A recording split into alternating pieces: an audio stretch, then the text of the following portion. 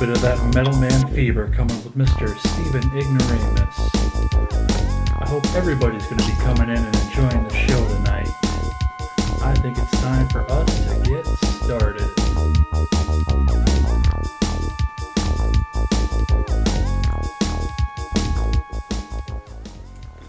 Good morning and welcome to Ed's World, where it's always morning, even in the afternoon. My name is Jay Edgar and I'll be your host today.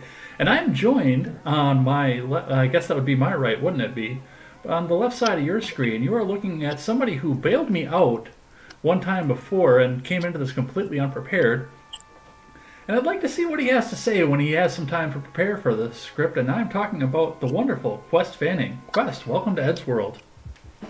Hi, Ed. Thanks so much for having me. Good to see you again. Thank you. And I can never thank you enough for what you did for me, because we'll remember last time, episode 35, when Jessica Valoy was supposed to be sitting over on the other side of that screen, and she got a sick kid right at the last minute. So there I was, getting ready to go live for that was the first time I actually went live stream too, wasn't it? Mm-hmm. So yeah. We had our share of technical difficulties at that point too.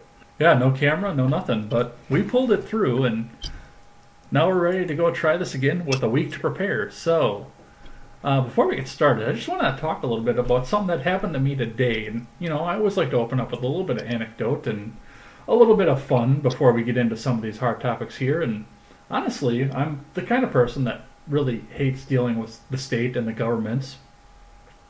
So I went through and I got a few things taken care of. It turned out that the dealership that I bought my new truck from decided that they wanted to... I told them what bank I wanted to go through, and I was pre-approved through, and they decided to send me through another bank. So I'm currently fighting with them, but I went over to the state to go get my truck registered, and I don't know, that was the easiest encounter that I had today. I don't want to go into too many details about it, because there might have been a little bit of illegality involved there, but yeah, that was the easiest transaction I went through all day, was the one that involved the state of Wisconsin. So maybe they're not all bad, but for the most part, the state is bad and taxation is theft. So, I don't know. How was your day? It's pretty good. Had a nice calm weekend, and it was really gray and dreary outside. But for some reason, when everybody came into work, everybody seemed to be, energized and happy. And I think we all fed off each other's energy, and started the week off right. Yeah, it was a sunny day here, but I mean, we got all the snow for because we had a really mild winter this year, but we got all the snow for the season yesterday. Had. Yeah. I think it's a little early to call it had. Yeah. Yeah. Well, it got warm again, so a lot of it melted off. But I mean, there was probably 6 inches of snow piled up on my truck when I went over to go over to the DMV. And of course, because it was so warm, it just kept melting and sliding down the windshield again. When I was trying to quit. Yeah, exactly.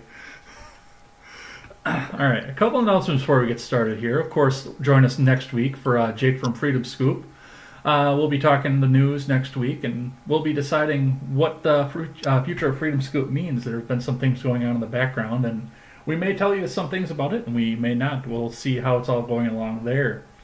Other than that, we've got Ed's World Gaming tomorrow, where we'll be playing some more Old World Blues on stream. I really love that DLC, and I really enjoy the fact that I get to share it with you guys. And, oh, yes, the other thing, too. I will be on the R-Rated Conservative this Wednesday at 8 p.m. Central, so make sure you tune into that. And, of course, because it's the R-Rated Conservative, in that deep, deep New England accent, by the end of the show, I'll be talking like him again. So tune in for the next few episodes for that. We have...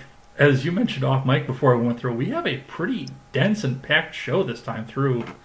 We'll be talking a little bit about the impeachment vote that happened this past week and some of the things that have transpired afterwards.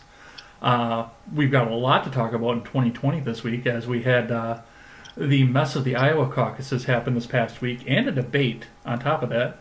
And another candidate dropped out. We'll talk a little bit about that and listen to the announcement that candidate made. The State of the Union was this past week, and there was plenty to talk about there. So we'll talk a bit about the highlights of that and a little bit of the controversy that ended off of that show. We'll have a bit of a coronavirus update, including the fact that some of the first cases have started to show up in my little rural state. So we'll talk a bit about what that means there. And finally, everybody's favorite communist representative, Alexandria Ocasio Cortez, decided to show off what she learned in her economics degree and talk about it on Instagram Live. We'll talk a bit about what happened there.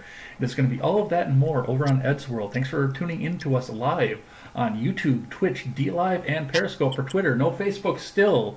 They still won't let me. Well, actually, let's check. Let's see if we're streaming there. Nope, no Facebook still. Confirmed. We got zucked and we're not allowed on there. So don't try and find us over on Facebook. Facebook dead. Facebook is dead.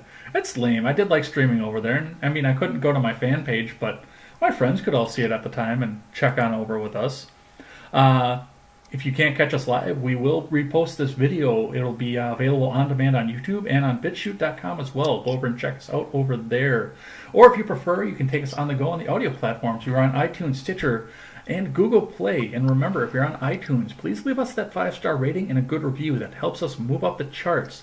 Finally, Ed's World is available on the Freedom Scoop Media Group, along with the Generational Gap and Stephen Ignoramus, who is not streaming the Daily Ignoramus tonight, so hopefully we'll be able to check him out here instead. And he just made a pretty massive donation, so I do make sure to need to shout him out because, yeah, he got me to take my shirt off when I was on the Generational Gap the other day. And I did a pretty nice Stick, Sex, and Hammer impression, too.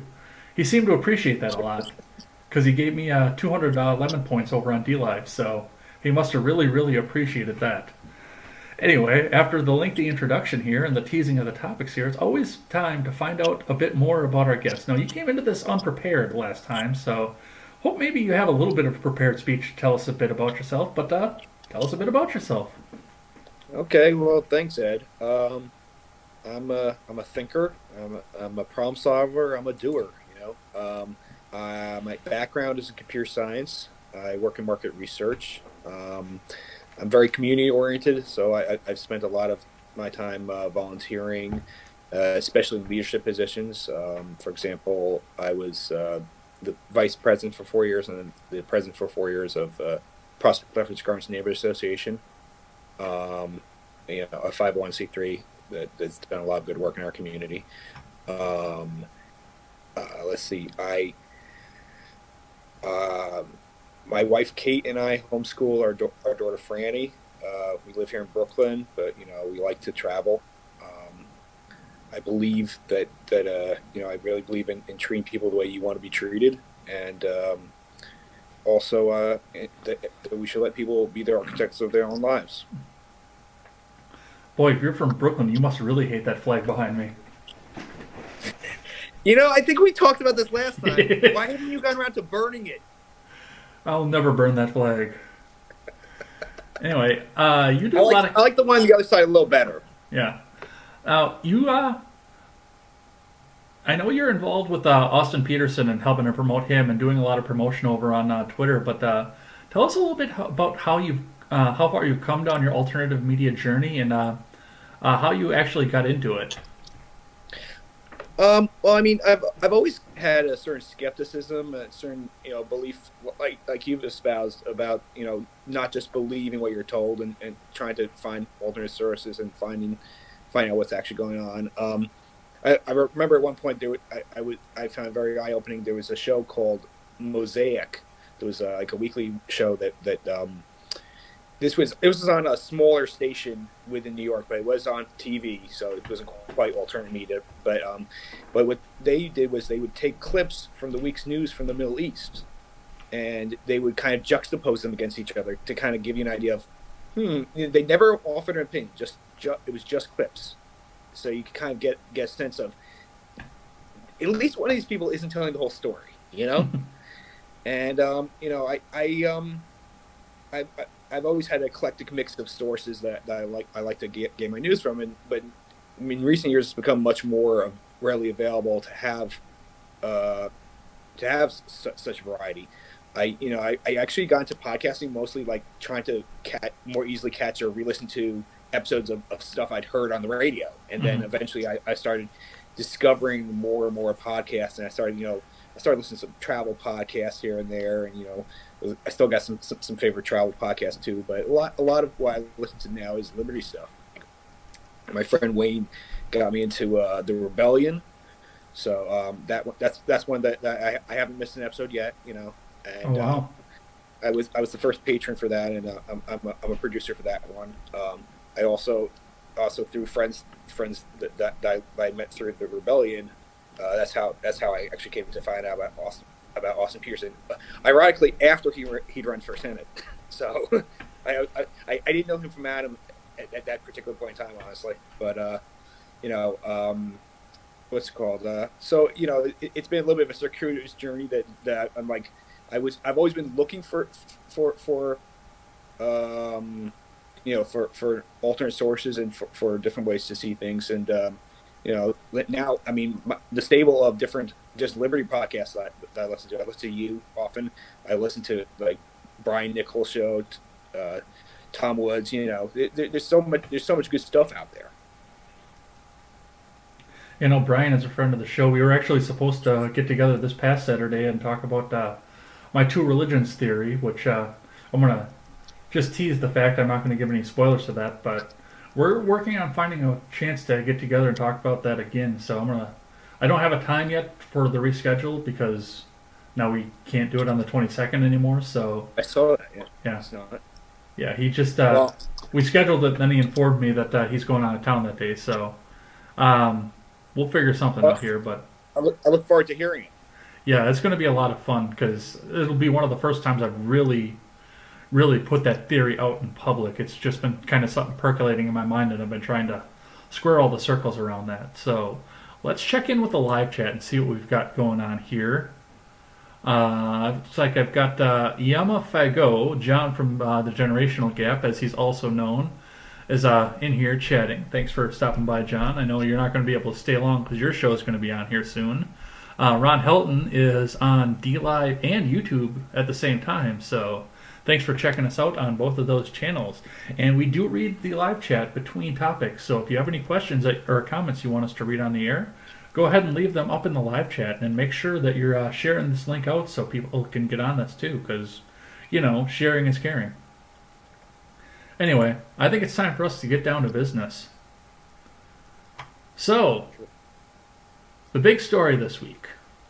We had an impeachment vote finally. After 3 years of culmination, we actually had a vote in the Senate as to what's going to happen here, and the Senate voted 53 to 47 on the second article and 52 to 48 on the first article to acquit the president. Now, of course, we all know that they would have needed to make it to 67 votes on either article to have a conviction and a removal, so very, very safe margin there, but we'll talk a bit about what happened with that. One of the first things and the biggest news stories, of course, is the fact that nobody was surprised when Mitt Romney crossed the party line on one of the articles. Mm-hmm. What did you see about that? Well, he said it had to do with religious conviction on his part, that he had that had something to do with him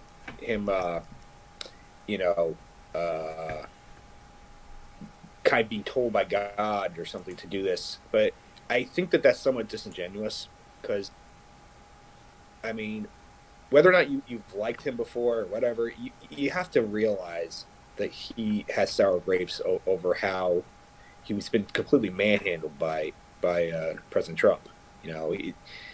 President Trump is not reticent to deal blows to adversaries, and Romney has been crushed. And I remember early in Trump's presidency, there was some talk of whether or not he would get a cabinet position or something like that, and he kind of came to Trump to look for that and stuff like that, and that didn't pan out. And I mean, I could be wrong, but it really does. It would be a heck of a thing if this really was because of religion or his beliefs, which, by the way, he's been panned for before, mm-hmm. Unfortunately. So I don't know why he would particularly think that would be a great thing to bring up again. But I think it's disingenuous.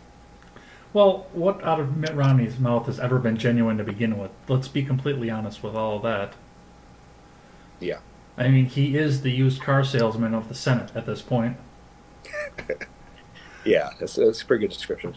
But one of the things with Romney, too, is I mean, Romney himself has been the biggest waffle in the world on Trump himself because he praised the fact that he got the Trump endorsement back in 2012.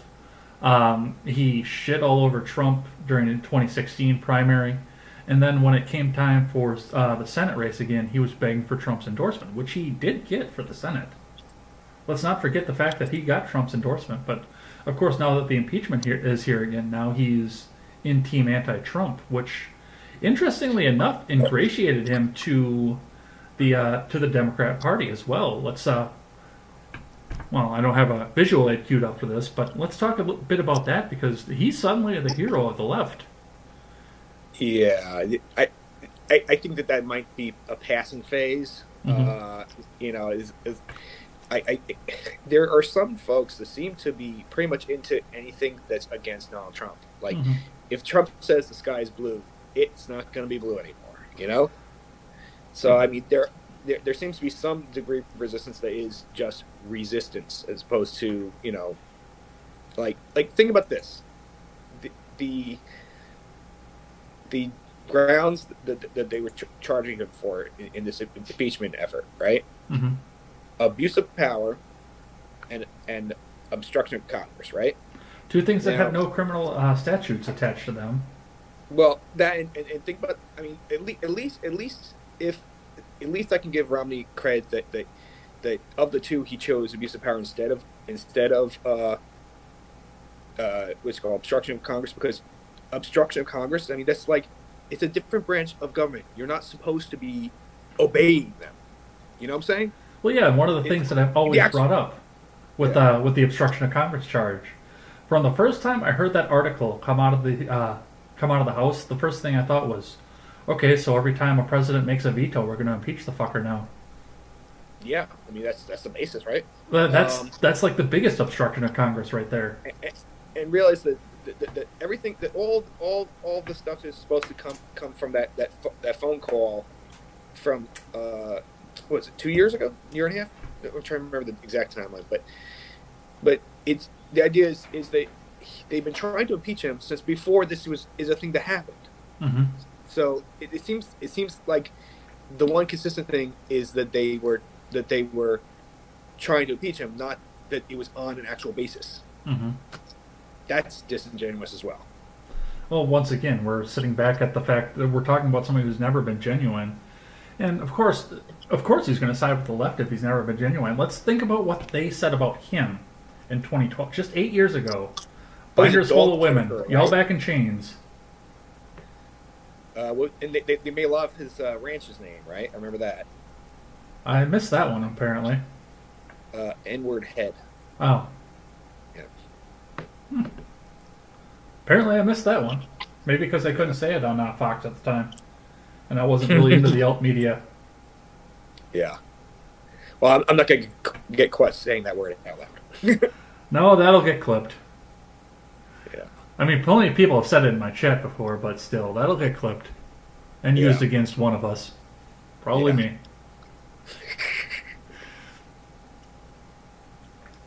So, one of the things I've been interested to think about here, and I know that we're starting to see some of this already start to circulate, but do you think they tried this again before the election? No, they've actually, I swear this is backfiring already on them, man. I don't think that they want the same. I wouldn't call it a vindication, but it certainly is not. Every single time that there's been a point in which supposedly Trump was going to be in huge trouble, you know, there's the reveal, you know, the Mueller report, the whatever, you know, and once a reveal happens, it's, you know, it's a letdown for his opponents, and whether or not they admit it, and you know, the president is looking better because of it. It makes him look like he can weather things better. It makes him look more stable, more, you know, well, believable. I mean, some people are very much about, you know, questions credulity. Sometimes, you know, he hasn't fact checked everything, you know, that kind of thing. And somehow this is making him look a lot better that his opponents are stumbling. Yeah, I don't know. It's the progressives, though. I think. I mean, I've heard some murmurings here where there are other things that they're gonna actually try and get him on. And this past week, I didn't put it in the notes, but I don't know if you saw this or not, but the House of Representatives turned around as soon as the vote was over and tried to file a lawsuit with the DC Circuit Court for the emoluments clause, and the I Circuit Court didn't threw it catch out. that. What's that? I didn't catch that. No, No. Yeah, it was. they threw it out right away. They threw it out pretty much right away. Yeah. That I mean, that was the one concern I had early on myself was actually the issue of conflict of interest, regarding his business and such like that. But you know, Yeah, I can completely get behind that too, and I'm actually a little because I was of the understanding he was trying to or supposed to divest himself from all of his business interests before the election started. there's supposed to be a. I think that there is a level to which he's separated, but the fact that he has family members and such involved in it, and obviously they can communicate, has caused some people some distress. Now, from what I've heard, he's lost money since then, so I don't think he's if he's going to capitalize on it, he hasn't done it so far. Well, I don't know if he's lost money, but he's lost net worth. That much I can tell Yeah, just from the numbers. yeah. So let's talk a bit about the aftermath here. Now, immediately aftermath, it looks like Vindman and Sullivan for sure both got fired immediately, and some of the others, some of the people that were on their support staff, and some of the other people that were involved in the impeachment, just got fired out of the executive branch. Sullivan was recalled from his assignment as ambassador. Vindman was fired, which was probably a good thing because as a military officer, he took an oath to the commander in chief, and then he broke that oath when he went to testify after he was told not to. So it was probably the right decision on a pure military standpoint to fire Vindman, but the Democrats are now trying to compare this to a Saturday night massacre, calling it a Friday night massacre instead. So, Well, I mean, talk about quid pro quo. That was the basis, the reverse for this Saturday Night Massacre, where you had the different firings. You fired the attorney general because he wouldn't fire the because he wouldn't fire the special prosecutor. mm-hmm. And then you went to the assistant attorney general. He wouldn't fire a special prosecutor. And then you come to Bork, and he did fire the special prosecutor. Right. So that was a series of events where there was a threat and then there was an execution. Mm-hmm. This is a totally different situation. It may have been reprisal. Yes, I could see that. But more importantly, I think it's a simple matter of, can you work with this person anymore? Right. Can you work with this person anymore? And guess who's going to leave the White House if it's the president or one of his subordinates? It's going to be one of his subordinates. Mm-hmm. Right, wrong, indifferent. You just need if you can't trust someone, if you don't feel that you can work with them, they're gone. Well, the other thing too, I mean, you can't really call this a Friday night massacre because, like you had said, it wasn't the inspector or the special prosecutor. Now, Trump had every opportunity, and in fact, I think he was goaded to for a long time to go and fire Robert Mueller when he was doing the special investigation. That would have been a Saturday night massacre, absolutely. Mm-hmm. It would have been. It's also well within the purview of the president's power, but I mean that at that point would have been the massacre that they were trying to find for him. Mm. But no, I mean these people like does this kind of come back a little to his conflict with Rosenstein and such? You think? You broke up there. What were you saying? I was saying if you're talking about Mueller, the whole conflict with Rosenstein and such Mm-hmm. might come to play there as well. But but he didn't fire. There was conflict, and there was eventually a parting of ways. But Right. that was nothing like what happened with Nixon. I know, and they're trying to push this a lot to be. I mean, they want a rematch of Nixon. It almost seems like. But Nixon was the swamp. Nixon and this idea that as someone in government, you can be above the law, that you can that you can have a break-in happen and then decide later that it wasn't illegal or whatever. And I mean, this is exactly what Donald Trump has spoken to, and to some degree executed in trying to deal with some of the folks who are working in government who are not to the betterment of American people. Mm-hmm. Yeah, I'll leave it for that. I don't know what just happened there, but you froze up over on the. You were talking still, but the image froze up and it was just kind of blurred across the top for a moment. It just cleared up now. Might be my hand moving too quickly. Maybe. All right. Yeah. The last thing that I wanted to talk about on this one here is possibly a retaliatory investigation, but definitely an investigation that I think needs to happen. And something I think we were trying to get to from the beginning of this. Now, in an interview on Fox, Lindsey Graham has announced the fact that there is going to be a true investigation opened into the Bidens and Burisma at this point. And even some other conservative pundits have demanded the fact that, maybe we should have additional investigations. We'll be talking a bit about the R-rated conservative later. I know I mentioned him earlier because I'm going to be on the show, but I mean, he went off on a rant the other night I was listening to the show, just saying how we need to start investigating the rest of these people, otherwise this is just going to keep happening again and again and again. There's $1.8 billion in U.S. funds mm-hmm. that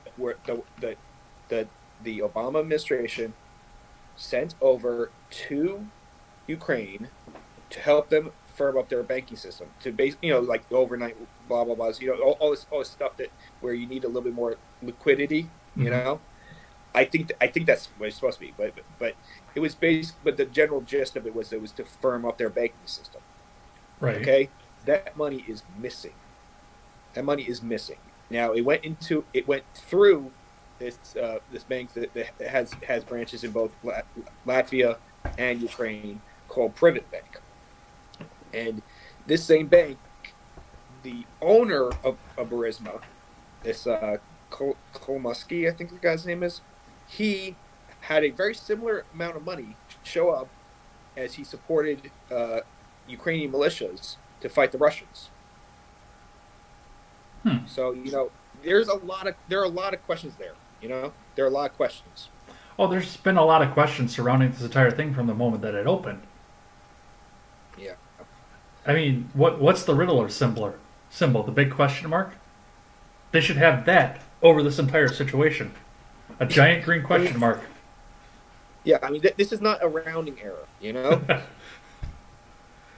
Oh, you mean like what was supposed to pay for healthcare in the Pentagon, according to Alexandria Ocasio-Cortez? Oh, we're going to be talking about her later on too. Yeah,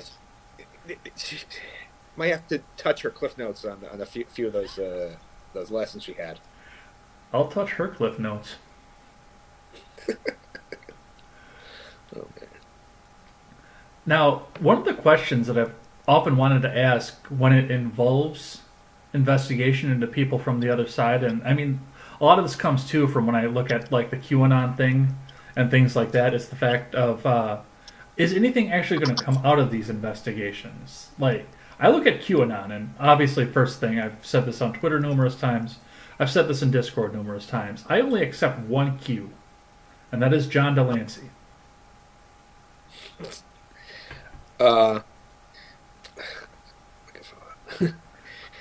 it called? I'm sorry. Go back one step.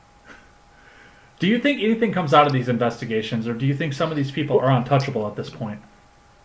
Well, I mean, it's kind of similar to what I said about Nixon and this idea of being above the law. Think about this. Basically, if you look back at every previous president that at least in our lifetimes, they're probably all war criminals. If you look at the letter of the law and the Constitution, Oh, easily. But no one's going to come after that. I mean, there was friend of mine on Twitter got suspended on Twitter because he made reference to the punishment for treason when referring to President Obama. Obviously, he should have been very clear that there's the middle step of actually having a trial. Now that's never. Yeah. Well, that's kind of what I was wondering about this too. I mean, think of everything that we know that Hillary Clinton has done. And we know a lot of that. And I mean, nothing is ever going to come around from that. I mean, simple thing like the servers, right? Mm-hmm. What would happen to one of her subordinates if they had done the exact same thing? If it was at their behest, the server was set up in the bathroom and there was no security and all this other stuff. You know, it doesn't make sense. No. That's well, it does make sense in a way, but not a way you want. I mean, it's like, you know, if you have power, then you get away with more. Mm-hmm. And the problem we have is that the government is used by the powerful to double down on their power. Well, and one of the other things too, and I mean, I've seen this as a silver lining because I'm not in a real big favor of letting the government make laws and pass laws and stuff like that. And I mean, while they're sitting here investigating each other, they're not making laws because they can't get along long enough to pass anything through. But they're not repealing either. That's the other side of that. Yeah. You know, I've always said that too. I'm like, yeah, let's just get this impeachment thing done so Congress can get together and start repealing laws, even though we know that's never going to happen. I don't know. Let's check in with the live chat, see what we've got going on here. Let's see. Looks like we just got Ron in here right now, which is fine. Ron is a very avid watcher, and I'm very, always enjoy having him here, and he's taking advantage of some of that D-Live generation. He'll probably get the chest off D-Live. Two religions. Is Hagar part of that theory? No, that's something completely different. Silver Spoon, Magic Underwear, Romney, Genuine. Let's see, is there... The mistake Trump made was not using the intermediaries to investigate the corruption of Biden and his son. There is something corrupt there. Yes, and, you know, one of the big things out of this, of course, is the fact that, I mean, we can see this now. This was brought forward, and I don't think they intended for it to be brought forward. And we'll be talking a bit about Iowa here, and one of the things that I think this is a part of the reason Biden was fourth in Iowa. I think so too. I think you're absolutely correct. Let's go. Yeah. Pelosi's son and Biden's son. I think of the movie Knockaround Guys. Bunch of screw ups. I like that. I've never seen Knockaround Guys, but I like that. Amazing that the government can reach out and prosecute some scumbag from the U.S. for having sex with minors in another country. But they seem incapable or unwilling to prosecute corrupt politicians. End government before it ends us. I'm right with you there. There's a section of the U.S. Code that's never used. That's what was it? 241-7, something like that. There's a section that basically says that it is a punishable offense for an elected official to deprive you of your rights. That if they are actively depriving you of your rights, is a public punishable offense. Yeah, I mean, half of the laws that are made would send you to jail if that was put into place, if that was actually enforced. Absolutely. And really quick before we get back into topics here, I just want to make one more announcement here: is that we have a live Top Eat Coco in the chat. So thanks for coming and checking us out. Top Eat Coco, of course, has been on the show before, and always got a great take on the news. But I do suggest that what I'm going to be reading between topics is going to start getting much, much spicier now that Top Eat Coco is in here. Because he's one of those spicy ones. So, right. Let's talk Iowa. Now, of course, the first part of the news is that pundits are saying that the Republican caucus for Iowa got a record turnout, and the Democrats did not get a record turnout, but in the record turnout, Trump has taken 97% of the votes for the Iowa Republican primary. And because of this, not former Eagles guitarist Joe Walsh, but the other one that's not as cool, decided that he was going to make an announcement. We're going to go ahead and check that out here. Get that queued up.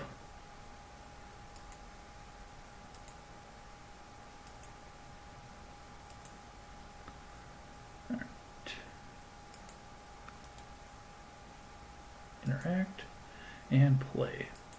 You have something to say this morning. Yeah, John, good to be with you. I am ending my candidacy for president of the United States.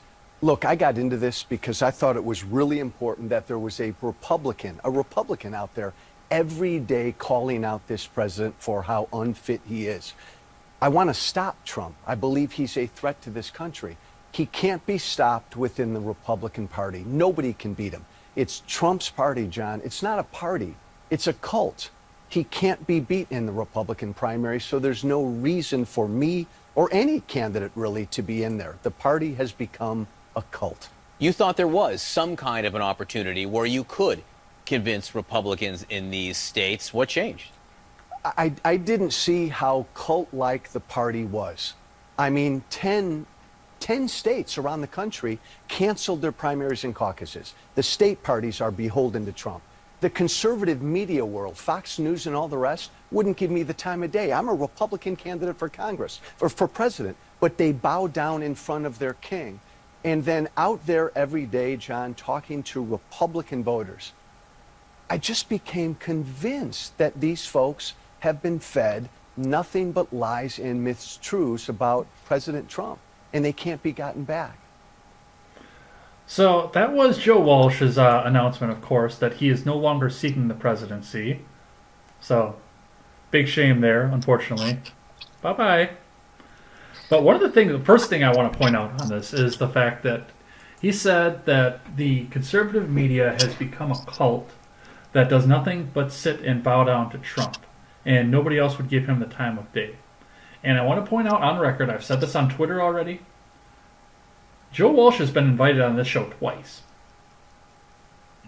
So he's not talking about conservative media. He's talking about the big GOP and the mainstream mouthpieces. He doesn't give a fuck about us. He was on Austin's show the day before he announced on CNN. He was asked whether he was dropping out, and he decided to announce on the Clinton News Network. Yeah, exactly. So no, he doesn't give a fuck about conservative media. He just gives a fuck about his image, apparently. Which he's not been doing a good job of burnishing lately. I mean, who are you making as a friend when you go out and call people a bunch of cults? You stand in front of a crowd and say you guys are all messed up. You don't even offer anything that substantive along the way. I mean, you can be critical. You can be critical and say, it's great when someone speaks truth to power, and when they're not afraid of the consequences. But to just poke people in the eye and say you're messed up. I mean, he's not. He used to have some really good ideas and be very good at articulating them.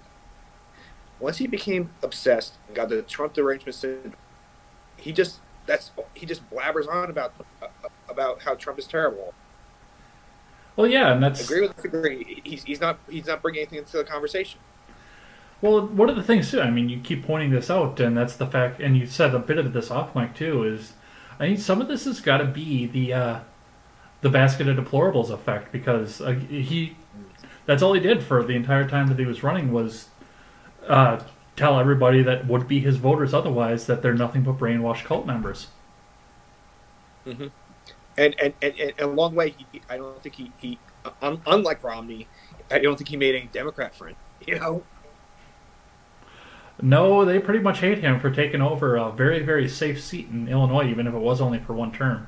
I've been to his district in Illinois, and that was a safe seat for Democrats. It was no surprise to me when I saw him get knocked back out and Tammy Duckworth take his place. That's funny. That the whole Tea Party thing was kind of a flash in the pan, but whereas the MAGA movement seems to be much more sustainable. I mean, I don't want to go off on a tangent, but it's a thought I've always had. I wonder how much of MAGA is Trump and how much of it is just that a lot of us are tired of, business as usual and of the swamp. I don't know, but I think it may have some staying power just based on. I mean, yes, you had the KKK is the Tea Party thing. You had that going through the media, but it's been nothing like what they've done with the MAGA movement. Oh, your red hat is the new white hood. I mean, it's silencing behavior. That's what it is. Yeah. It's shaming and it's silencing, and sometimes that doesn't. Sometimes people back up and back away. Sometimes that gets people's hackles up instead.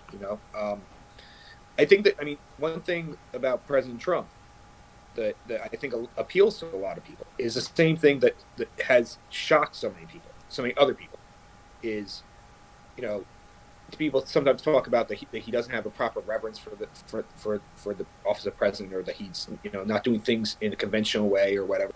Mm-hmm. I think that in a way it's kind of a good thing to not have reverence for an executive branch that's the executive branch has been given too much power over the years. And the federal government overall has been made to be too big a piece of your life.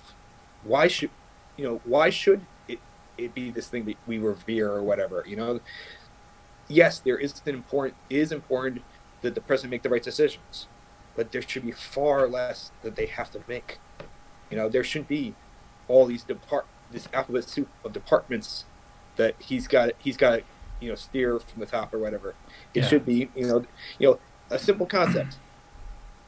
Let's have one guy, a handful of people in Washington just make all these decisions, or let's let people all around the country make the decisions on their own. And then when you see that someone else made a decision that worked well, you can do it locally for your place. Mm-hmm. That would involve more minds rather than less. But I don't know. Somehow centralization is a self-feeding thing. Anyways, I might find tangent there. No, that's fine. Tangents are a good thing, and I mean, it's hard for me to listen to Joe Walsh say some of the things that he's said about this. I mean, he is just an ordinary, average guy, and for the most part, life's been good to him so far. Nice. I had to. I'm sorry.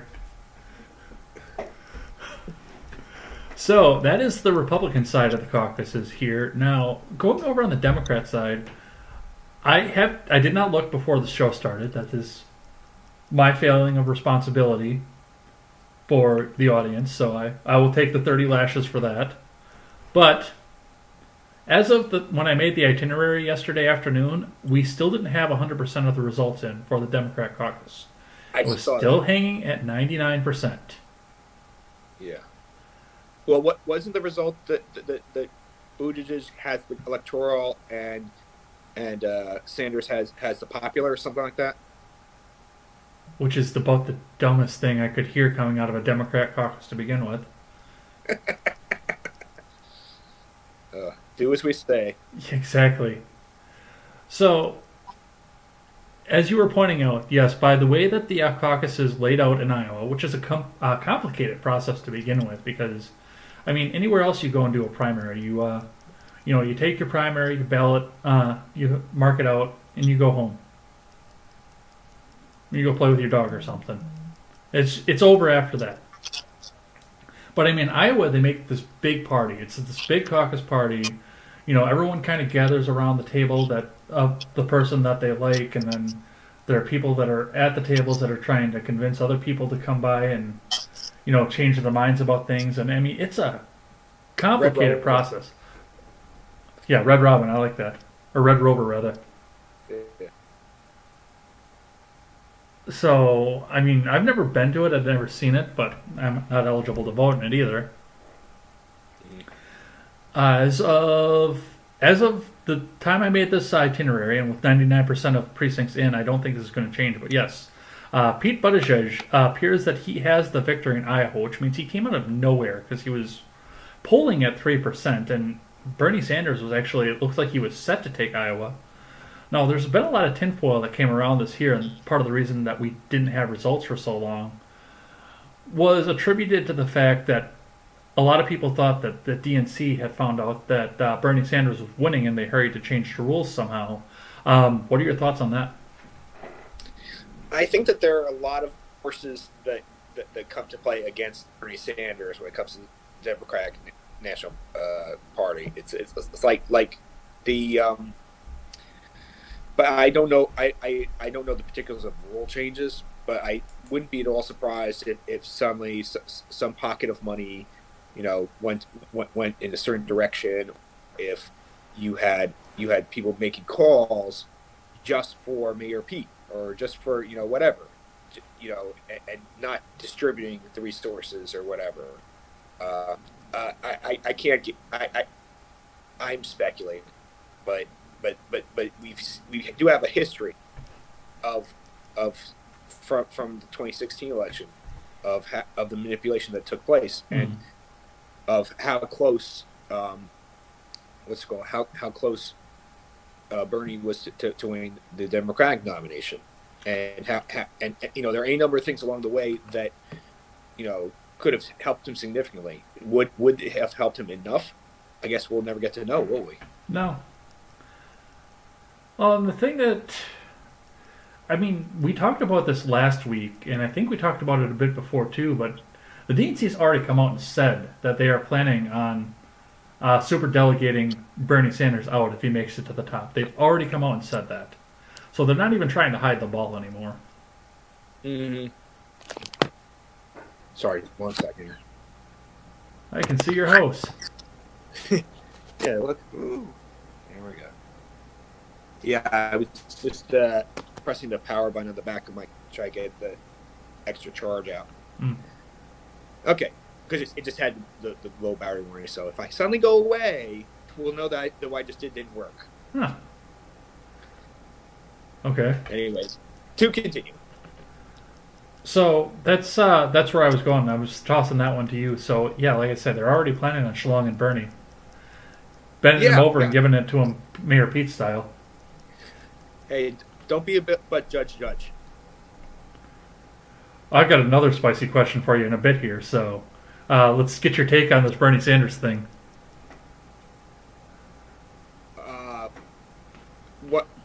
What? Besides that they're going to screw him over? Yeah, that's where I'm going. What's your take on that? The fact that they've already announced that they're going to screw him over.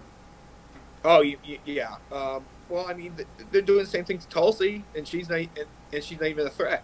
It's basically, they're all about tolerance and about individuality and being free, except if you disagree with them. Mm-hmm. One second. Okay. It's just my wife checking in. Hi, wife. There we go. Okay. So I gave a super chat and I asked this question on Beauty and the Beta last night, and they actually gave a serious, thoughtful answer to this. I was trolling, but they gave a serious, thoughtful answer to it. So I'm going to throw the same question to you to see if you take it as trolling or as a serious, thoughtful question and answer. Do you think Mayor Pete is the pitcher or the catcher?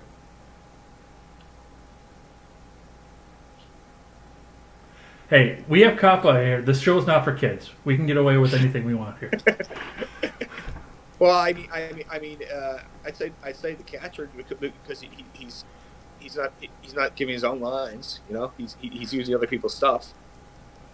We'll talk a bit about that here in just a second here, because now it's time to talk about this bullshit of a debate that they had in. Now, one of the things to point out with this is, with everything else that happened in Iowa and the State of the Union, nobody knew that there was a debate that went on this past week. I didn't know about it until I was invited to go on Generational Gap. But yeah, a debate kind of came out of nowhere in New Hampshire on Friday. Andrew Yang made the debate stage, which means it wasn't all white anymore. But we did have a debate between Amy Klobuchar, Elizabeth Warren, Joe Biden, Bernie Sanders, Andrew Yang, Tom Steyer, and Pete Buttigieg. Did you watch this debate? I did not watch this debate. I did watch part of the Saturday Night Live one, but no. You didn't miss anything.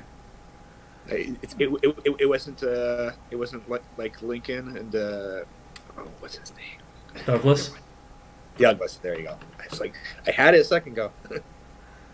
I did watch it, but for the most part, we were kind of discussing things, and I got real pissed during the debate when they were talking about states' rights things and various laws that weren't constitutional. I let my feelings be seen when I was on the generational gap. We didn't stream it to YouTube, so I'm not sure how they're handling a replay on that. I don't know if Robert's going to put one up or not, but if he does put one up, make sure you go and check that out or check their show out as well. But one of the biggest things that came out of this debate was the fact that there were allegations that went around almost immediately that Mayor Pete took Andrew Yang's platform word for word. Basically, he started going down the automation platform and the UBI platform instead of his standard centrist platform. So the white kid stealing the homework from the Asian kid, I guess that trope is good, but I guess I never knew that the white kid was the gay one.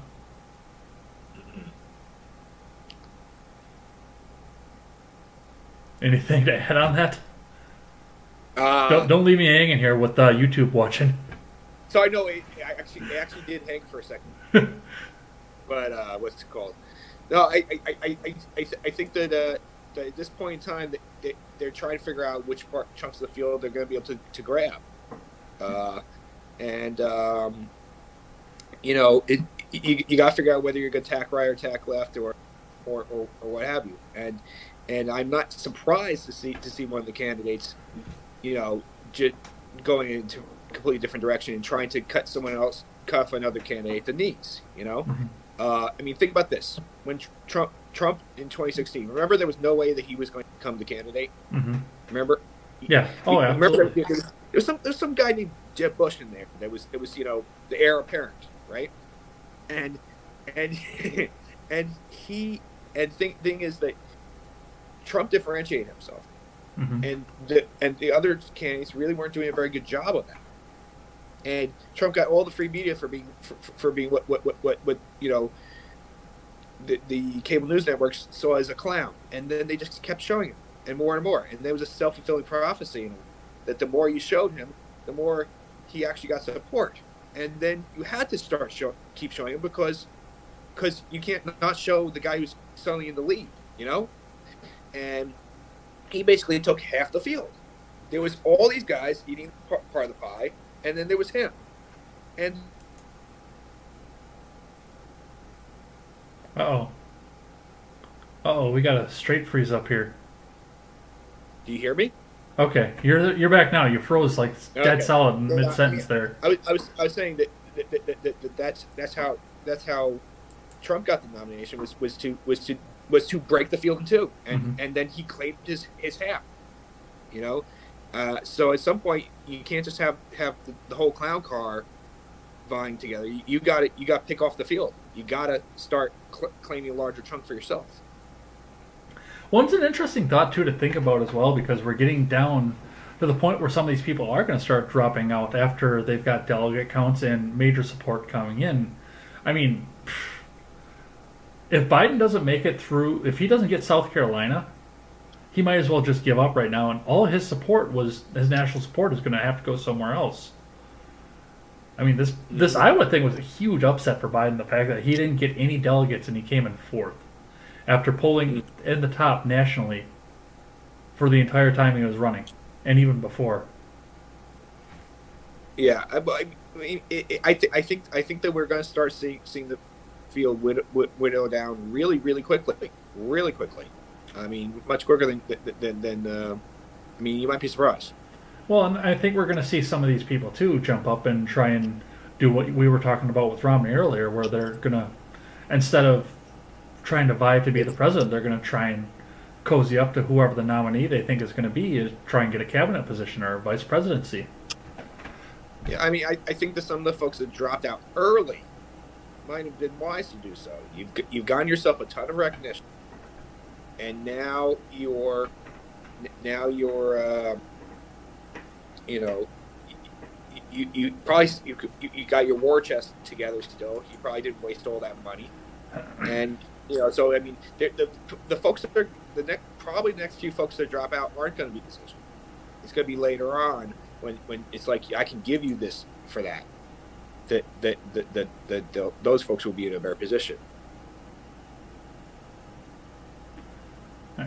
I got. We talked about the SNL thing here and a bit about what happened there. I actually went ahead and got a clip of the SNL debate because there's been one other trend that went along, and it kind of went along with the theme of Mayor Cheat and the fact that everyone thinks that he cheated to get his Iowa nomination, and now what they thought of him up on the stage. So we have a 20-second clip from SNL from this past Saturday.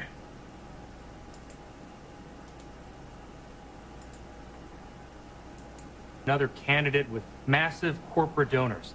And I know that I sound like a bot that has studied human behavior by watching 100 hours of Obama speeches. So let's get white Obama trending. And please, not ironically. Thank you.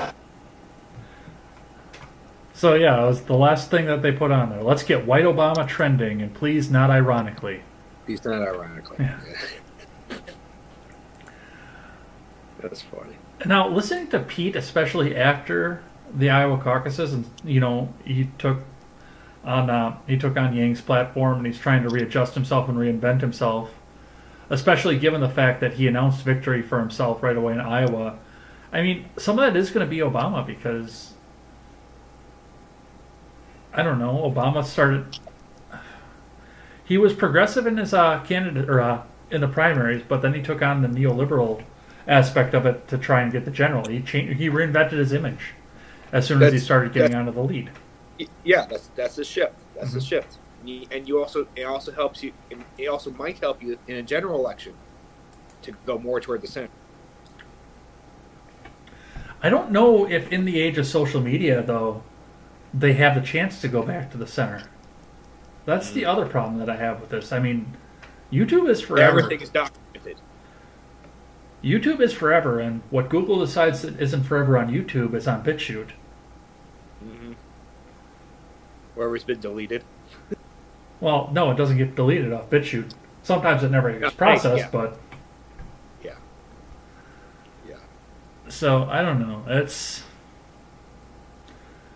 There's so much that's messed up over on that side. And, I mean, I remember being a reliable Democrat when I was younger, and now I look at this here and I'm like, okay, these people want control over every aspect of my life, but they can't figure out a simple application. Go ahead. Let me show you something. See that?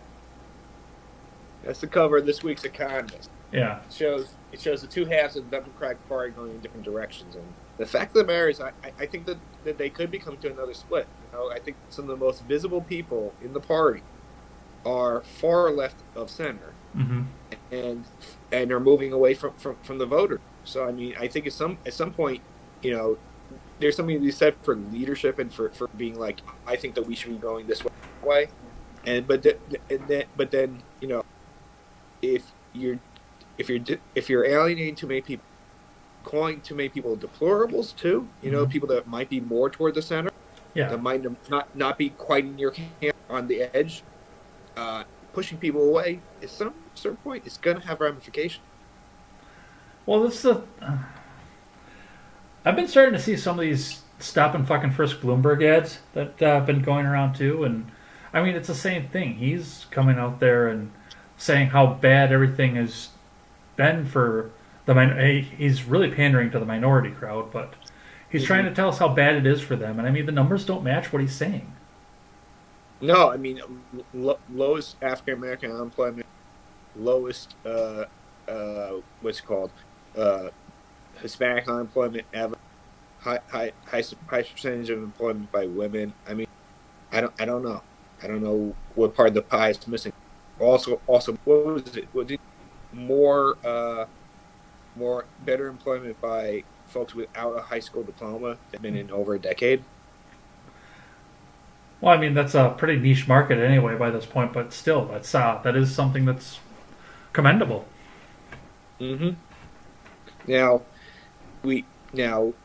I think that the tax cuts have had helpful effect, but unfortunately, what that also does is that we have a very rapidly increasing debt, and I'm very hopeful that that I know we're not going to go into this tonight, but I'm very hopeful that the President Trump's budget forthcoming will have some cuts so we can make it a little easier for future generations to pay our debts. Well, that's what I have on this here, but as we always do at the end of this segment here, I do have 3 questions for you. Now that we actually have some caucus votes in, we'll actually maybe get some more data on this here. So, based on the news that we've seen so far, the statistics that are coming forward, and everything else that we can gather into kind of an educated guess, who do you think at this point has the best chance out of the declared candidates to become the Democrat nominee? Now, last time I said it was Elizabeth, but it isn't looking good. So, I don't know. I think we got momentum. You got to respect momentum. Mm-hmm. Mayor Pete. Okay. Now, if we had to have a Democrat next time through for whatever reason, whatever they managed to concoct, and you have to choose one of these, what are we, 13? Yeah, these 13 people that are still running right now.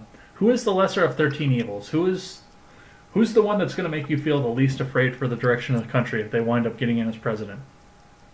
Tulsi Gabbard. She's not nearly as crazy as Bernie, but like him, she's not really big into war. And I think that she also has more basis for not being into war. Like that she understands that we should have a strong military that is capable of protecting us, and is actually for once used to protect us rather than to project power in over 100 countries in the world. I mean, I know that she's got some very expensive domestic policies, but no worse than the other. Yeah. I mean, you can't even tell the difference between a Democrat and a Republican at that point when you talk about expensive domestic policies. Well, we got plenty of rhinos floating around. Yeah, that we do. And then, of course, the last question. This is not statistics. This is not policy prescriptions. This is for the pure laughs and entertainment of all of this. Who do you want to see be the nominee to debate Trump coming up in 2020 here? For the laughs. For the laughs. Klobuchar. She's gonna lose her. She's gonna have a act. Yeah, I could see that. I think that would be a good one. Actually, I think that would be a really good matchup. Nobody said that in the show before, I don't think. Most of when they go down the same direction will say Warren, but yeah, I could see a Klobuchar. Am I the only one that notices whenever she talks on the debate stage, she shakes like fucking Chihuahua? I can't be the only one who's noticed that. Yeah. The few times I've watched the debates. All right, let's see what the live chat is doing. Let's make sure that Toppy Coco isn't killing anybody with his spicy commentary. He switched over to DLive, and we've got a running Pepe and a bunch of other animated GIFs here. Toppy Coco's got the best GIFs. I don't know how to get them into my channel. He's got a "How dare you" up in there. Bye bye Joe, unlike Obama's Democrats. Uh-oh, I lost my guest. I'm sorry. I was just checking the phone again. Oh, Can you hear me? Hello. yeah, I can hear you. Sorry about that. Didn't mean to shock you. Opportune moment to check. It was. It looked like I was interviewing myself there for a second. Let's see. Bye bye Joe, unlike Obama's Democrats. Toppy. Oh Jesus. To be fair, I did make a red cone hat. Leave that to Top Beat Coco. Versus Bill Clinton pumping who was and putting his feet up on the Oval Office desk. Not sure what was going on there. I want to see the vision of Reagan come true. A government so small you can drown it in a bathtub. Can I get an amen? I like that. Looks like we have some talk about the Irish general election, which I wasn't paying attention to. Hopefully we've got some information going on there. I know John is big into Ireland current and Irish history, so... A reality show called Who Wants to Be Bill's Intern? How did that not take off? I think at the time we were too busy saying Who Wants to Marry a Multimillionaire? Remember, that was Trump's first reality show, wasn't it? Who Wants to Marry a Multimillionaire? Really? Yeah. I remember them talking about it. I've never seen it, but I do remember them talking about it on the radio every day. budget. Wait. Wasn't that one with Giuliani dressed in drag? Wasn't that a teaser for it? It might have been. I don't want to think about Giuliani dressed in fucking drag. Nope. Remains my spirit is dampened. Just like Obama, check that butt Jets ID. Sinn Féin won more seats than any other party, which is really good because they're the nationalist party and they're trying to get reunification. So that would have been Northern and Southern Ireland, I guess. No more presidents with fake IDs.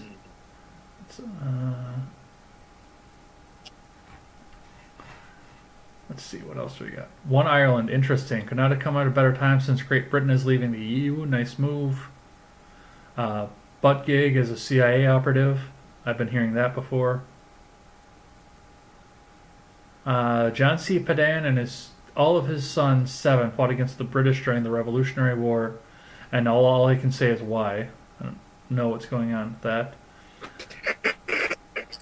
Steyer, Amy, and Yang will be done after New Hampshire, most likely. If Bernie somehow magically manages to secure the nomination, then I look to see him tap Gabbard for BP, which will make 2020 a close race. That I could see. Like, I know he's good. There's no way that he doesn't take New Hampshire. Bernie Sanders is going to take New Hampshire because, I mean, they butt fuck each other. Vermont and New Hampshire do. Well, I mean, you're breaking up really bad.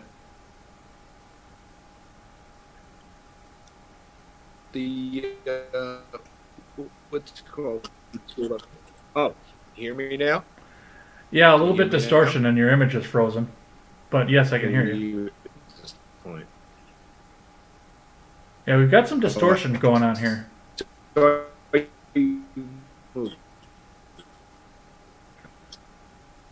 Hold on. We're having some technical difficulties.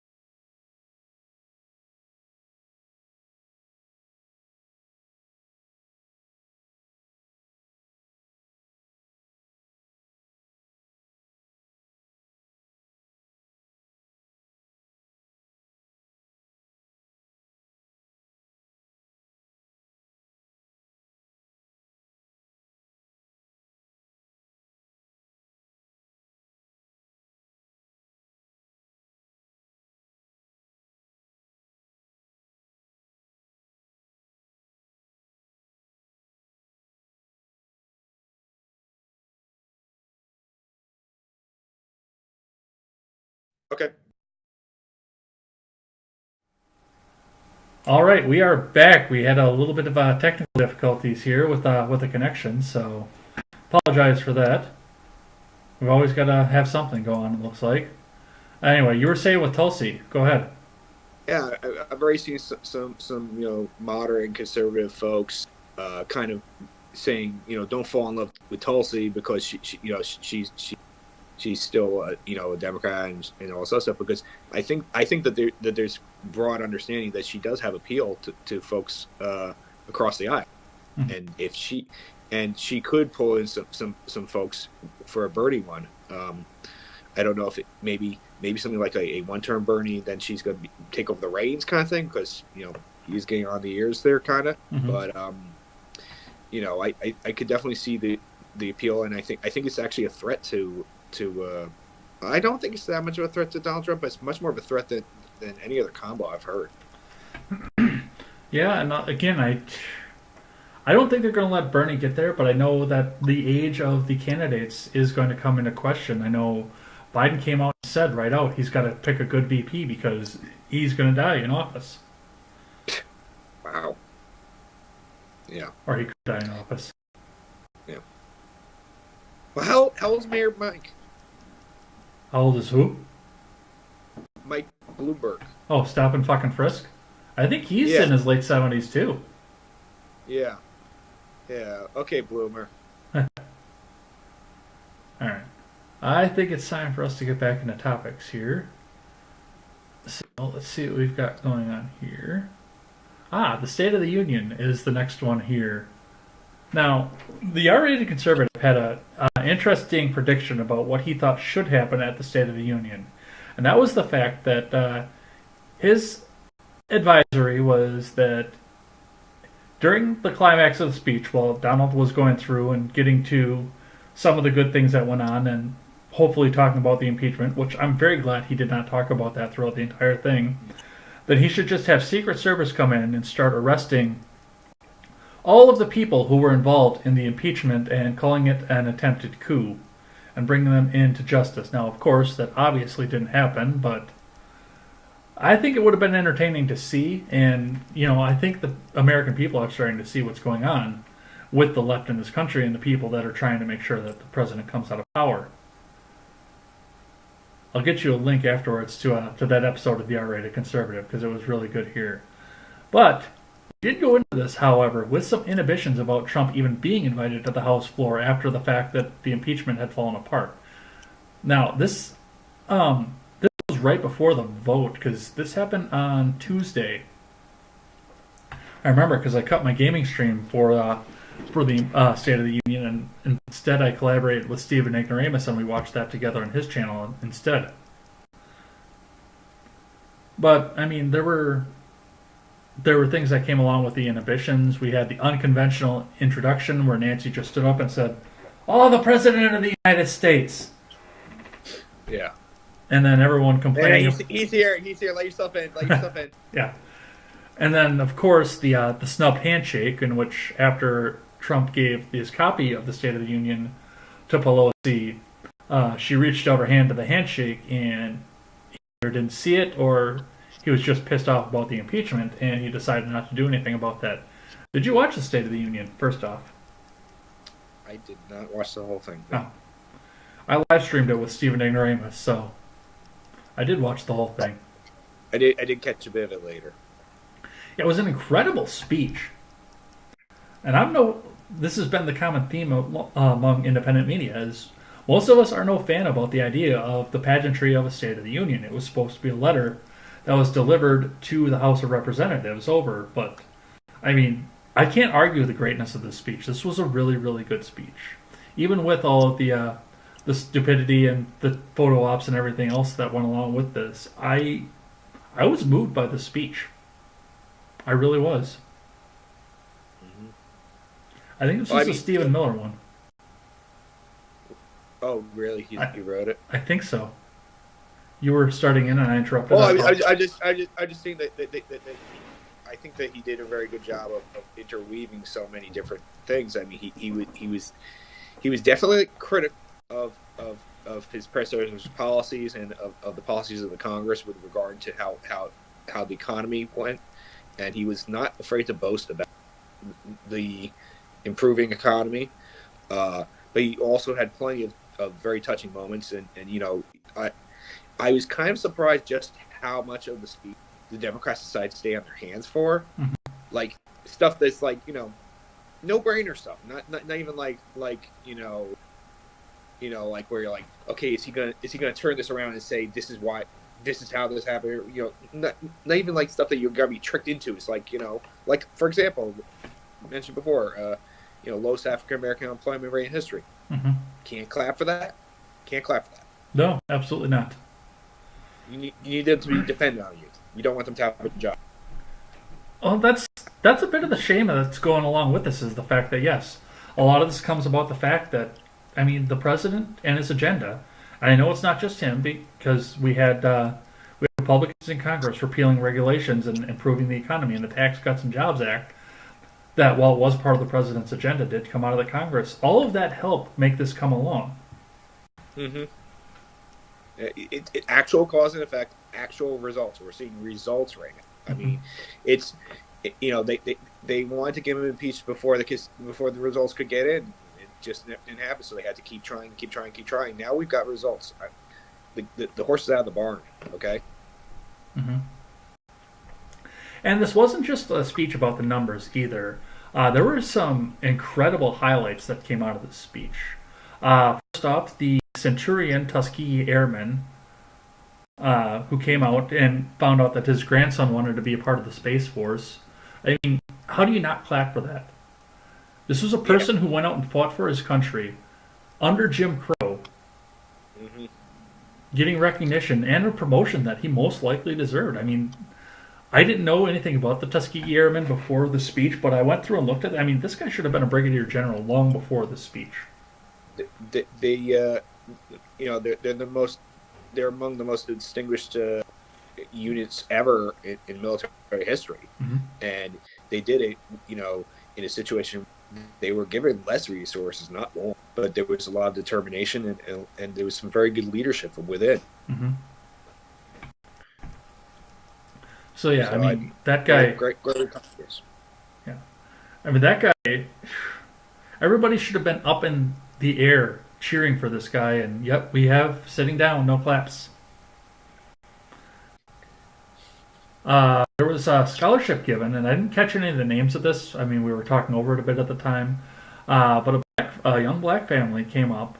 The president announced the fact that he was going through on his agenda and trying to give more school choice. So a lot of these inner city black families were not restricted to the inner city schools and were actually had an opportunity to get an education, which I'm not a big proponent of state-run education or any sort of me neither. Indoctrinating. I homeschool. Yeah. But to give a girl like that, especially from the inner city, a scholarship like that, and I'm pretty sure that came out of his own pocket. That didn't come from the taxpayers. That came from Trump Industries. He gave this girl a scholarship. No clap, no nothing.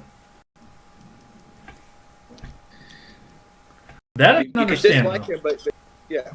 What? That I can understand, though, because, I mean, the teachers' union has the Democrat Party in their back pocket, so... Yeah, I mean, I think that would be significantly ameliorated if we actually had a little bit more great independence for teachers and for local school districts, and just generally, if we say abolish the Department of Education and just had more examples to each other within different communities. I mean, the point of charter schools wasn't to replace other public schools. It was to create incubators where at least you had a chance of doing things a little bit differently, and then that would create another example. Now, if you have locally run public schools that have different things that work and they can share with each other, but the more autonomous you are, the better it is for the students in the long run.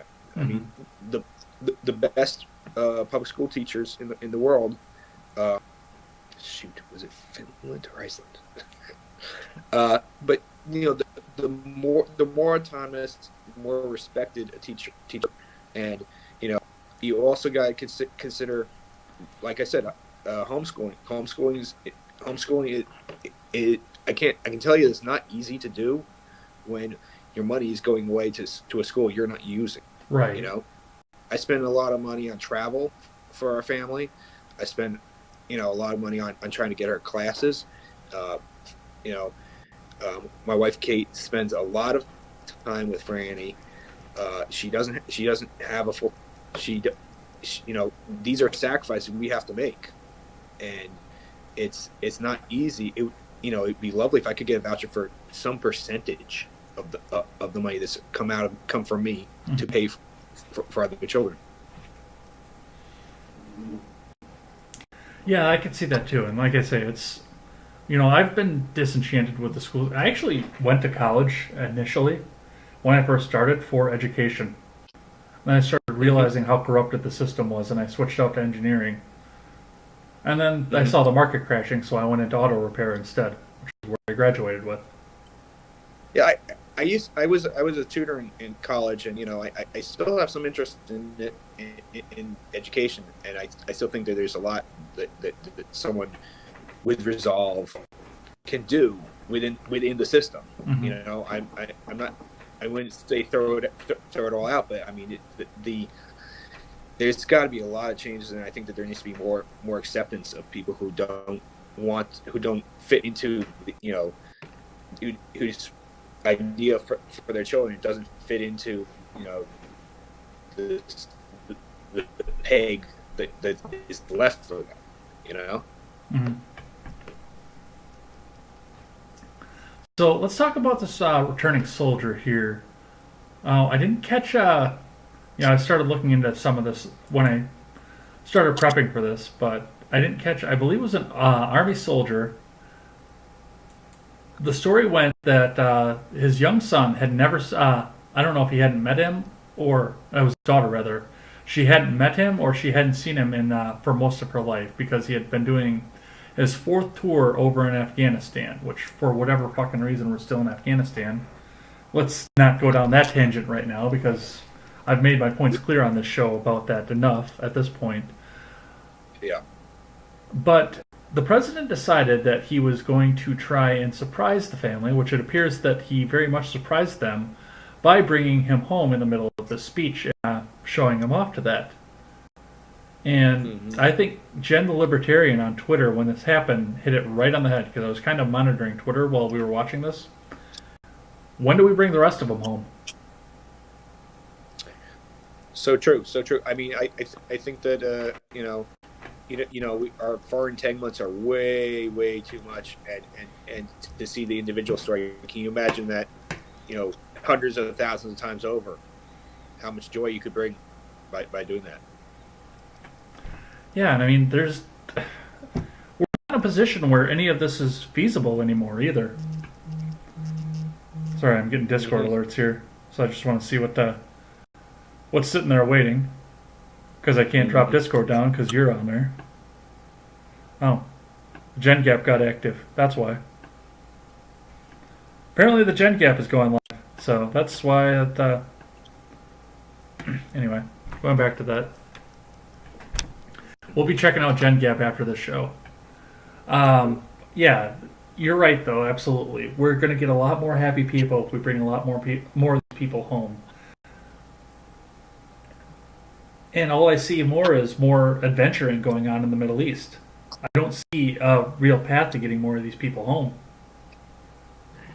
Yeah, I think that some people confuse Trump's kind of combative personality for a petulance that he does not possess. Mm-hmm.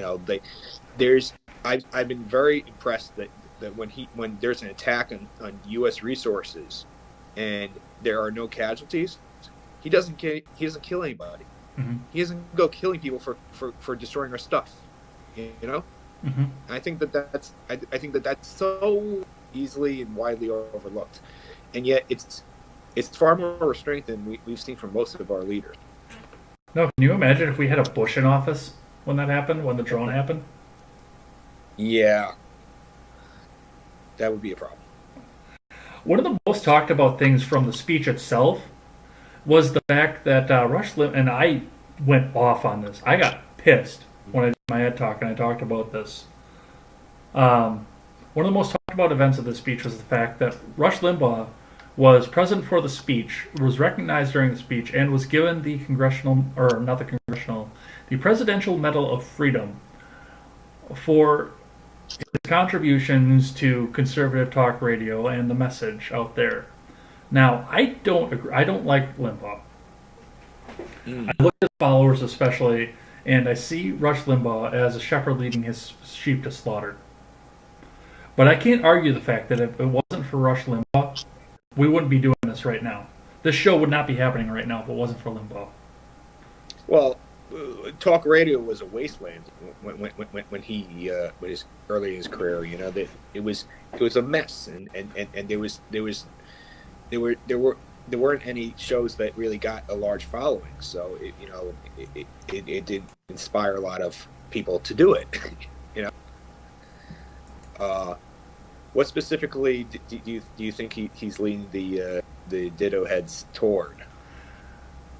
He's leading them into another authoritarian wasteland, but he's doing it from the other side. I mean, the Ditto Heads are just as authoritarian and submissive as the progressive movement at this point. Mm. I mean, I think it's important that you should be able to, take your talking points from someone. You should be able to learn from them. Mm-hmm. You should also be able to diversify that a bit. That's for sure. You should look to outside sources, and you should be able to think for yourself. And I mean, that's one thing I found is, especially over the past few years, a lot. I've always been someone that's believed in liberty, mm-hmm. and I didn't always see it the same way. I always thought that the state had a good role to play in protecting you from things. Mm-hmm. Ostensibly that's their basic goal, is to protect you from other folks. To protect you from, keep you safer than you would have been if some other country could come in and just ransack your home. But the degree to which the power of government seeps into your life and the force that they bring to bear on all sorts of situations where they have no business being in, mm-hmm. It's been eye-opening to me, and it's interesting to see, as you question things that you used to believe. It's interesting to see how to come to an understanding that is more cohesive. The thing, something that you didn't believe before, you changed your mind about because you realized that you were experiencing some cognitive dissonance about something. It's like, I know this in my heart, and I kind of think this, and then you realize, oh wait, Well, it can be painful, but it can be helpful. What? Well, that's one of the things too. I mean, going back onto the problems that I have with Limbaugh, and that's the fact that, I mean, it is the opposite. I think of what you were saying there. Rush Limbaugh's ideology is completely the opposite of what I end every one of my shows with. His fans do not find all the facts and draw their own conclusions. They draw the conclusion that Limbaugh tells them to. It'd be lovely if he could help them to a conclusion, and then you find out more. Maybe very good chance if the information was right to begin with, very good chance you'll actually further the cause at that point. If you find out more to support it. Right. But, of course, because it was Rush Limbaugh and the fact that he is diagnosed with stage 4 lung cancer, I should not have looked at Twitter that day. Lung cancer is something that's very close to me, too. I have an aunt that died of a migratory version of endometrial cancer, which nestled itself in her lungs, and that's pretty much what took her out. But a woman that I also call my mother, she's not actually my mother, but because I've been so integrated into their family, she just died of stage 4 lung cancer as well. It is a miserable... Go ahead. Yeah, I was just going to say 5.5 years ago, my mother died of lung cancer at the age of 60. Meanwhile, my dad, who's 6 months old, I guess was born 6 months later than her, he's well into his 70s, and he'll bike 35 miles in a day. He's healthy and happy, and he's going to see his like her. Yeah, I mean, stage 4 lung cancer, with what Rush has, he doesn't have years, unfortunately. He has months, if not days. It depends on how long ago, because I know he didn't come out right away and say that he had the diagnosis, but I mean, he does not have long left for this world, and it is a miserable, painful, destructive death. And people were mocking, Alexandria Ocasio-Cortez got on Instagram and said it was a shame that they gave him the medal. Not only that, but they gave him the medal during the State of the Union address. We don't know how much longer we can have to get a ceremony to get Rush Limbaugh to get the medal. They're working on borrowed time if he's got stage 4 lung cancer. I'm not going to have this rant again. Yeah. You have to pray for his family, Yeah. Pray for his family, pray for his loved ones. And I know how painful it can be. Oh, I was spitting mad when I did my Ed Talk on Saturday. Did you see that? No, I did not see that particularly. I was pissed. So, one of the last things, and probably one of the biggest stories that came out of this, that garnered a dedicated video from Matt Christensen, that surprised me, was, of course,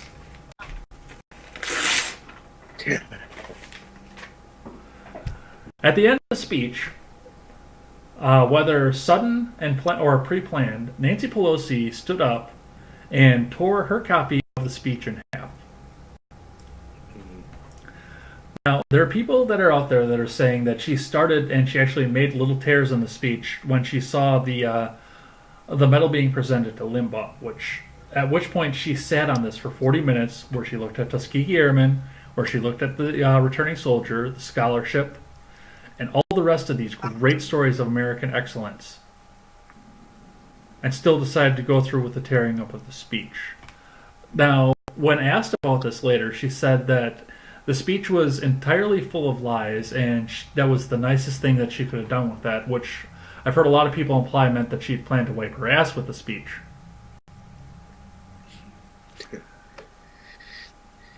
I think it was pre-planned. I think it was, it looked so, I don't know. It looked like she thought about it, was, like practicing or whatever. It's like, I think it was petty. I think that, look, people say that it was petty that Trump didn't shake her hand, but if someone's trying to get you fired from your job, I don't know. There are people out there that are saying that he didn't even see her hand because he handed the speech and he turned so quickly. I can't answer for that. I don't know if he saw it or not. It's usually expected that she's going to try to shake your hand, but there's been a little bit of vitriol between them already, so I honestly don't think it's the big. Well, a lot of this came out in Leipzig. Christensen came out and he got angry on his stream over the fact that this speech was torn up like that, which surprised me. I've never really seen, aside from when somebody tries to tell Matt Christensen how to run his show, I've never seen him really get angry.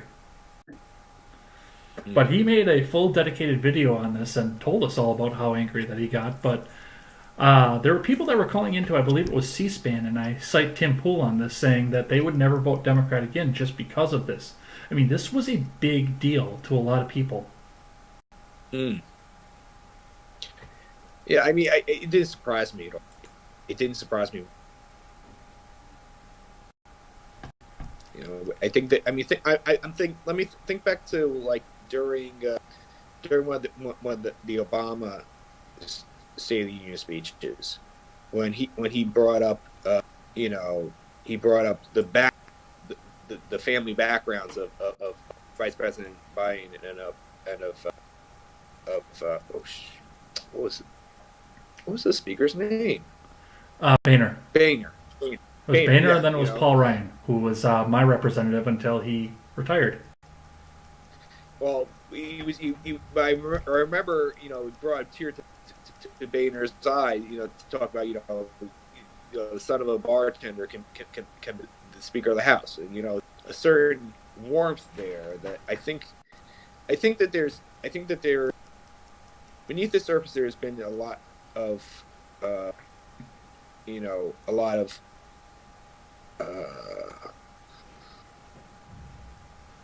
loss of civility for years, but now we're starting to see it all out on the open within Washington, D.C. And you know what? That kind of tells me that I don't know most of our solutions be coming from that direction. We need community. We need our local community. We need our neighbors. We need to not have to worry about what 1,000 miles away is deciding. We need to be let alone to lead our own lives and to care for each other and those who we live near.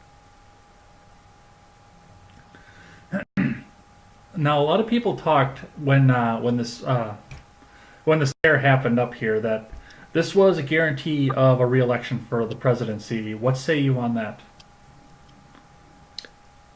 I think it's a nail in the coffin. It was very predetermined. It was just like the deplorable statement. I think that when Hillary Clinton referred to Trump supporters generally as a basket of deplorables. She was, there is some reference to people who were really nasty people, like the David Dukes of the world, who supported Trump.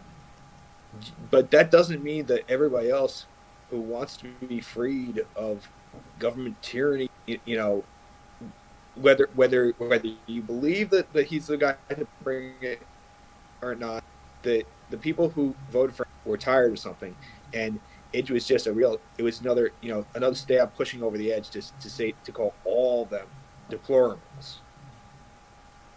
And the same as this. It's like, I don't even care what you're saying.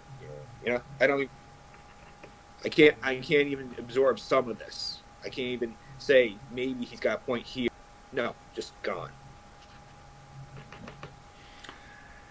And I think we're going to leave that at that here. We're going to check with the live chat here, and then I got a couple other quick hitters here, close out the night. So let's see what we've got. Looks like we've got a couple new people showed up here. Let's go. Where did we leave off? Did we leave off at Mayor Buttsex? I think we did. Mestosopheles, Bale. Oh, we're talking about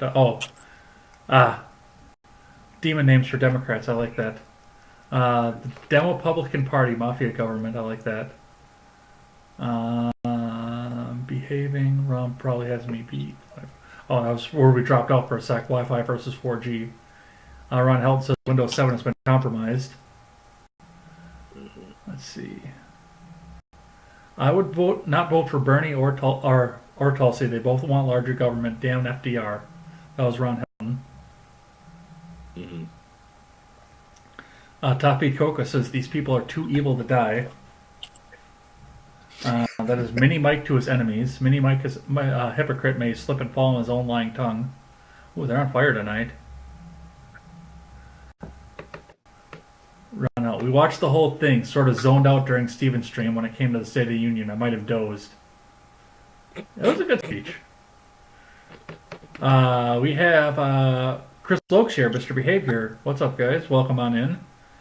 Rush Limbaugh definitely paid the way whether you like him or not. Absolutely, and I will give him that. One of my Scottish ancestors refused to convert to the king's new whim of religion, Catholicism. He was executed with a blunderbuss by Lady Eyre. Wow. That's very detailed.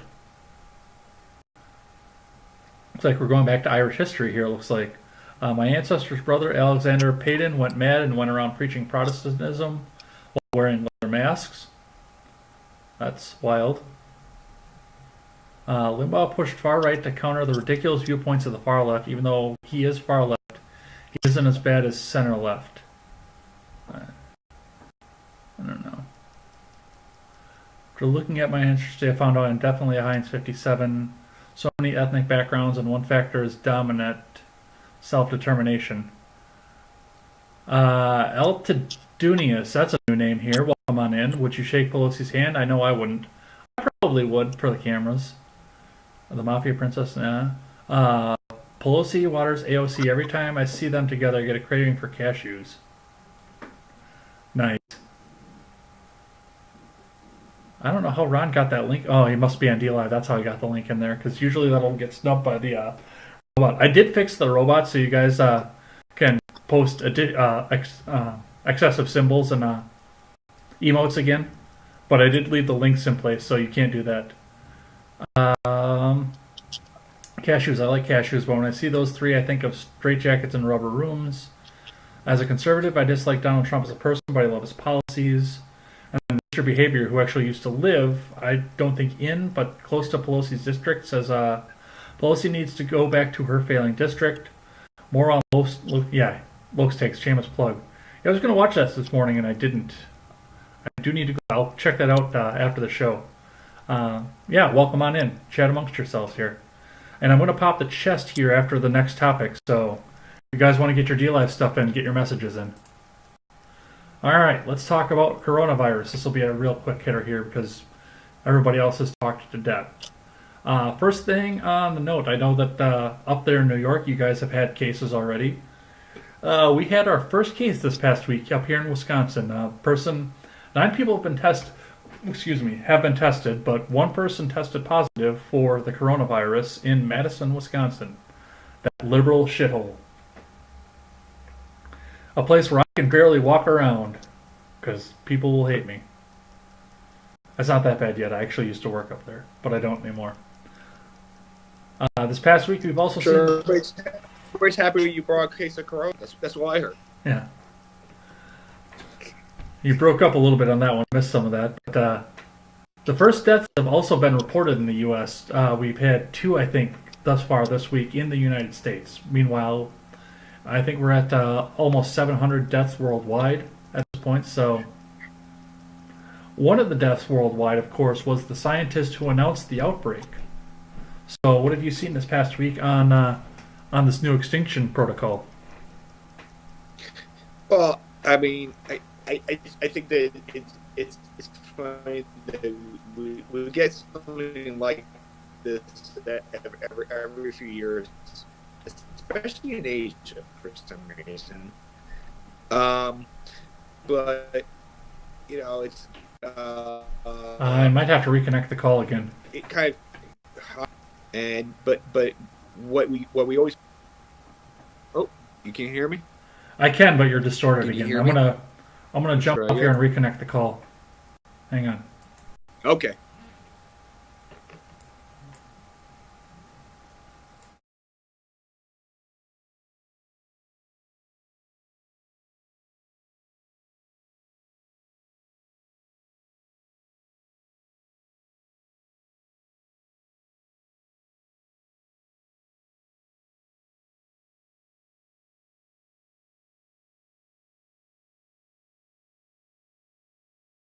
Sure.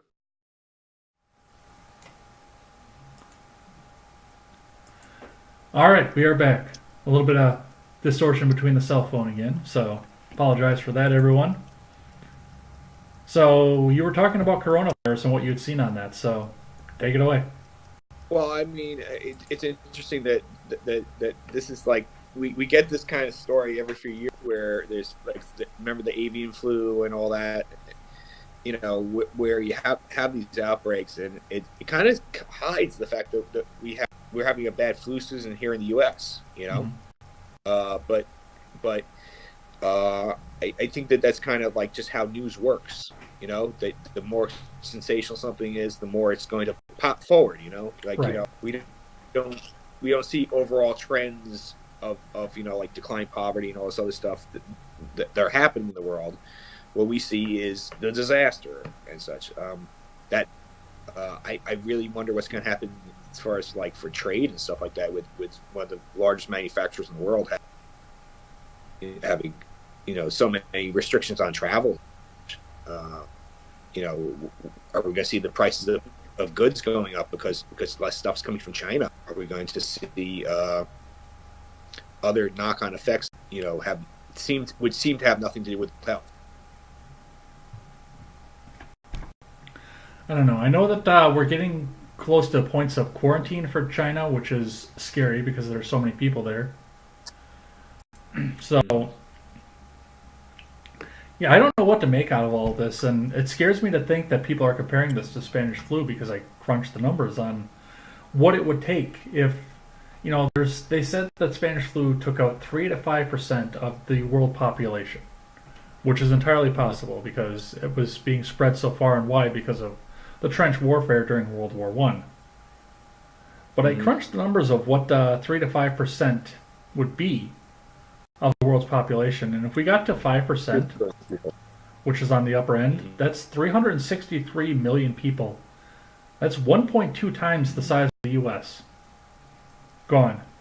If the coronavirus takes that many people. That is an insane amount of people.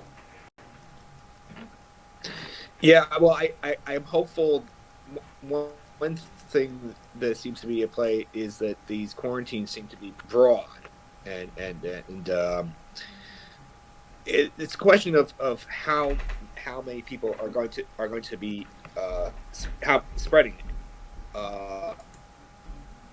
You need to be able to model these things well, and I think that's an area that World Health officials have been able to get much better at over the years. You know, like not getting distracted by something that looks like it's scary. But so I think that it'll probably help with the allocation of resources and trying to spread, inhibit the spread. Now, the other points, there are a couple points of news here. First off, they call him the whistleblower scientist, but the scientist who announced the outbreak has passed away from the disease. Yeah. So, Godspeed to him, and I'm sorry to hear that. Now we have 3 major population centers in China that are showing outbreak status. It was 2, and now a third one has popped up this week. So, I mean, there's a good chance that this gets around the world in a massive point. This is not an idle or isolated thing anymore. Yeah, well, I mean, you also do have a lot more travel from population centers within Asia than you do when they say there's an outbreak in Africa of like you have a lot transportation going on within and out of Africa because you have a more developed economy in China and you have more infrastructure. You have more people that want, and we'll try to get where they're going. Yeah, and I mean, some of what can be spread from coronavirus too is asymptomatic, so you don't know you had it, and even if you do know you had it, you just think it's a major case of the flu. It's not necessarily this pandemic disease that is causing viral pneumonia and killing people. So, and also the masks don't keep you safe from it.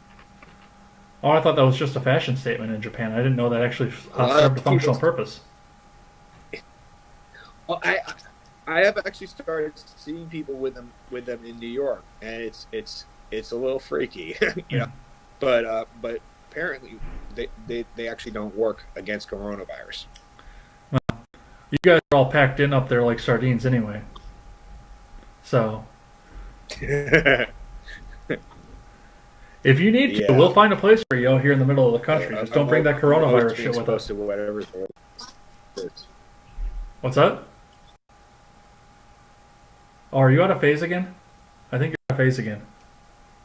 Yeah. Well, you can be sure that I'm not going to bring in the. Can you hear me now? Yeah, I think you're just slightly out of phase here. Yeah, let me see if I can get that to catch up here. I'm not even going to drop out of the microphones here. Catch up for a moment. Hang on. Okay. Oh, sure. Looks like it fixed itself. Yeah. It knew I was going to do something, and it fixed itself. There we go. Yeah, like I say, if we need to find a place for you in the middle of the country, we'll find a place for you. Get you out of sardine land. Thank you. So I'm going to pop the chest here. Hold on.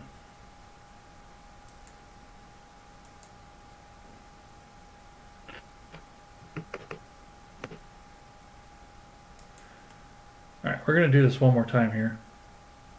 There we go. I didn't even drop the microphones this time. I just dropped in and out. So, are you in sync? Okay. I think so. Sounds. Yeah. I see you. I hear you. Alright. So, I'm going to pop the DLive chest, and then we're going to go back and read the live chat. I'm going to see if I can do it from here. Okay. Yes, it looks like I can do it from mobile. So, the chest is popped. There were 8.4 diamonds in there, so make sure you go ahead and collect those rewards. And thanks for watching over here. Let's check in with the live chat. So, let's see. We got Mr. Behavior. I actually did live in Pelosi's district for 5 years, and I moved to Barbara Lee's district. I thought we determined you were in Swalwell's district. Maybe I was wrong. I thought we did. Anyway, lived there for 5. It's just as bad. All U.S. cases are in population centers with frequent flights. Yeah, I can understand that. Because again, like we were talking about in the story, we don't know half the people, or even more than half the people that have it, because it's asymptomatic. Mm. Over a Can you be a thousand. carrier? Yeah, you Can can be a carrier. Yes. alone? Yeah. Yeah. Yeah. Yeah. Over 1,000 deaths so far, as opposed to 10,000 Americans who have died from the flu this season. Too bad. The bad thing is, it is. I can't talk right now. The bad thing is, this coronavirus is. I don't know what that was supposed to be, but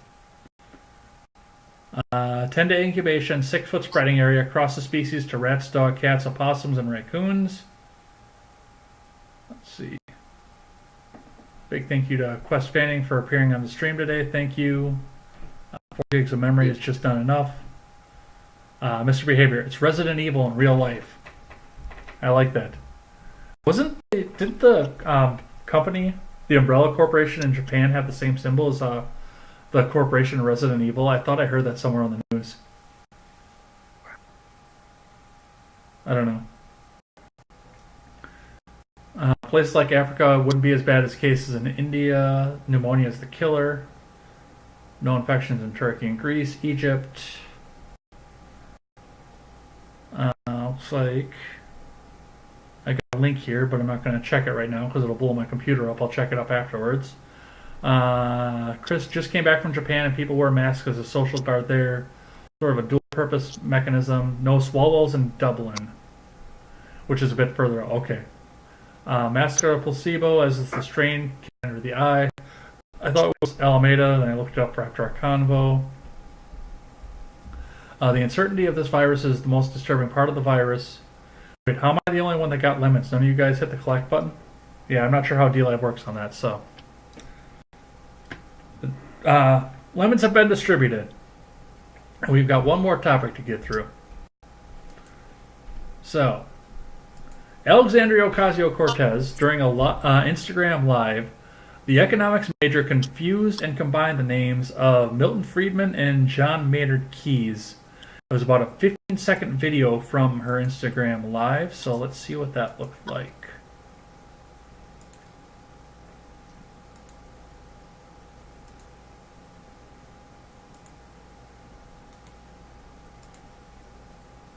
It's funny you asked this because I was just reading today about how Milton Keynes, a famous economist back in the day, predicted that by 2030, U.S. GDP would grow 6 to 8 times what it is, which would allow for everyday people to work 15 hours a week.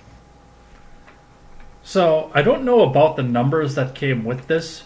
I don't know if it's possible that people could get by on 15 hours a week at this point, but I mean, just the funniest part of this is the fact that an economics major from a very accredited university, from what I understand, has combined the names of Milton Friedman and John Keynes. Two people at the exact opposite of the spectrum. They're like this far apart.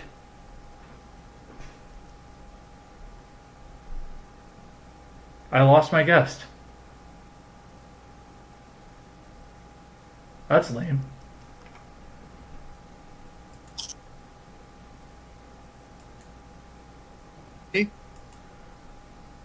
I lost you there for a second. You were frozen up solid. Oh no. Did you hear me at all, or? Back. I think you're back. Yeah, my face isn't moving, but I hear you. Okay. Yeah, I'm back. I don't see your face move. Oh, wow. So I move a little there. Oh, I just Marilyn Manson. As far as a name, you hear?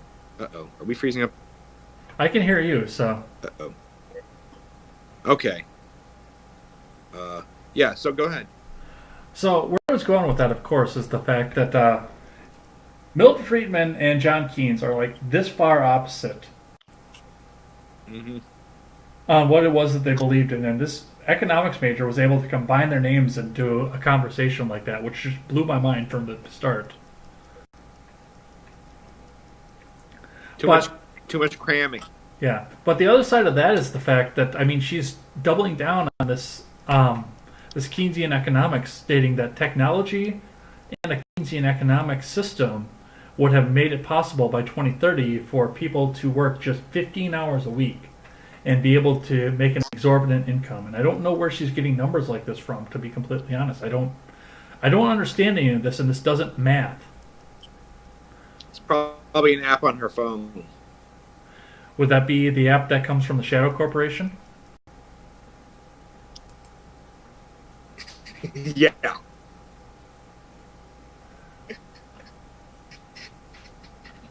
Oh, we are having troubles here with syncing. Because you're coming out of sync again. Unfortunately, it malfunctioned again. We're coming out of sync again, it looks like.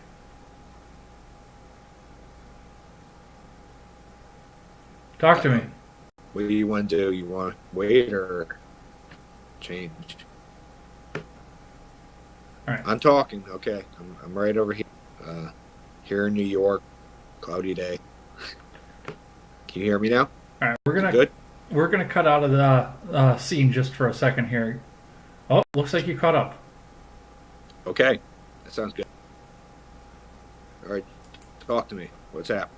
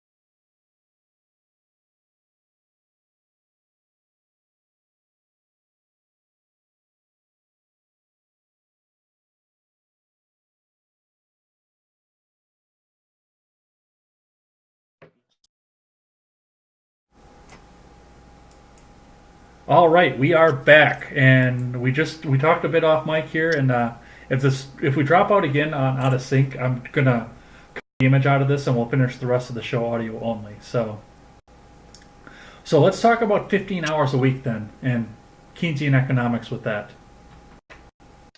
It's kind of funny. I was actually I thought that was supposed to be the point of capitalism. Was that everything gets more efficient, and then everybody can invest their own money in small amount until it's a larger amount, and then eventually you just have the machines do everything, not playing with our money and making it valueless. Well, I mean, if we give all the money to the bottom, of course it's going to build the top somehow. I don't know how, but no, but I mean, like, wasn't that kind of part of the promise of capitalism to begin with? But it's been interfered with so much. That we're supposed to, instead of saving nowadays we spend. But if you invest a good chunk of your money into stocks, bonds, whatever, if you invest, then at some point you don't have to working. That's what I thought of initially when I heard about the universal basic income. I was like, well, didn't we have that idea already that you could just start investing? If you invested your money, then you would have money that comes back, And the idea would be that we become more and more efficient. The problem is we've had so much government interference and so many different taxes and all this other stuff that have caused inefficiency. We've still had phenomenal growth over the past century or more that has improved the quality of life for so many people. But we haven't quite fulfilled that fantasy of just handing it all off to the machines and just be able to live without having to work. 15 hours a week. I think even the French would get bored at that point. Yeah. Well, that's the other thing too. I mean, the citation that she put up was the fact that with the Keynesian economic model, we would be able to get to the point with technology that we would get to this magical 15-hour work weeks, which means that right now we have a 4-day work week. I don't know about any of the rest of you, but when I first went down onto the floor, when I first started turning a wrench, the job that I took, had an 8 on 6 off work week, which meant I worked 8 10-hour days in a row, and then I got 6 days off. So, in essence, because I was Wednesday to Wednesday, I had a 4-day work week every week. Mm-hmm. I enjoyed it, and it was absolutely feasible to have a 4-day work week. So I don't know what the problem with any of the rest of you guys is. Well, isn't there that book, The 4-Hour Work Week? That would be fun. But there's also, I mean, I think that you got two different things to think about with how you're using your time, even in the most ideal of circumstances, right? One is you want to find meaning in what you're doing, right? So if you find a lot of meaning in your work, then having it diminish that much might not be great. But there's also, if we have greater efficiency and can have more time to ourselves, then we can live a more well-examined life. We can spend time on leisure and be able to think of things without as many daily pressures. Mm-hmm. So I mean, should the goal be a 15-hour work week? I don't know about that. I think that maybe if you take it back a step, 15-hour work week might be the average of if everybody had to work. It'd probably be about the same what we have now. If you have to work from the day from cradle to, and you were able to find better employment for disabled stuff like that, then maybe that's what we'd have. I mean, think about what's our workforce participation rate. I mean, people are working at a given time, And that does seem to be going up as our participation rate as well. I mean, there's 7 million unfilled jobs out there at this point. But it goes back to what you said. I mean, even the French would get bored on a 15-hour work week. Mm-hmm. If I look back to when I was unemployed, I didn't sit around playing video games. I sat around looking for work or ways that I could turn around and try and make what I could do at home into money somehow. Mm-hmm. There's an entrepreneurial American spirit, and when we don't work, we try and find a way to work. Mm-hmm. Well, that's the thing is it's not.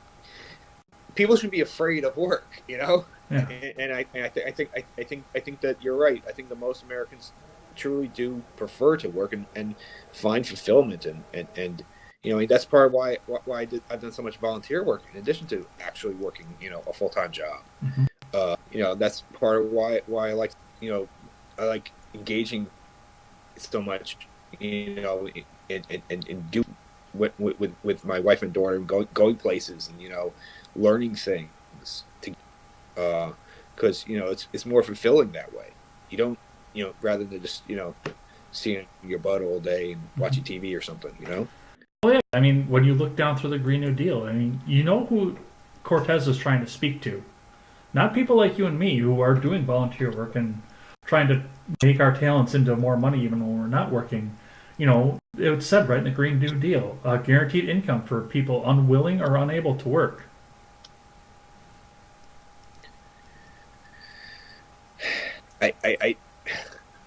It's painful that that's even appealing to somebody. Yeah, no, I can't. It makes me feel bad for how they feel inside. Yeah, I can't wrap my head around it either, to be completely honest. Mm-hmm. Yeah, I mean, forget about the fact that they're trying to reach into my wallet too. Yeah. Now, this, of course, came on the heels of another minor controversy surrounding the freshman congresswoman. On an earlier Instagram live video, I believe this was a couple days before, she appeared with 30-year-old boyfriend Riley Roberts to discuss what white people need to be doing about racism. Roberts himself is whiter than fucking snow. I gotta say, I think that he used some public speaking classes, maybe something like that. I don't know what's up with that voice of his. I'm sorry. It's hard to take him seriously. Yeah. Well, he considers Alexandria Ocasio-Cortez to be emotionally and intellectually available for relationships, so We got to put that out onto that.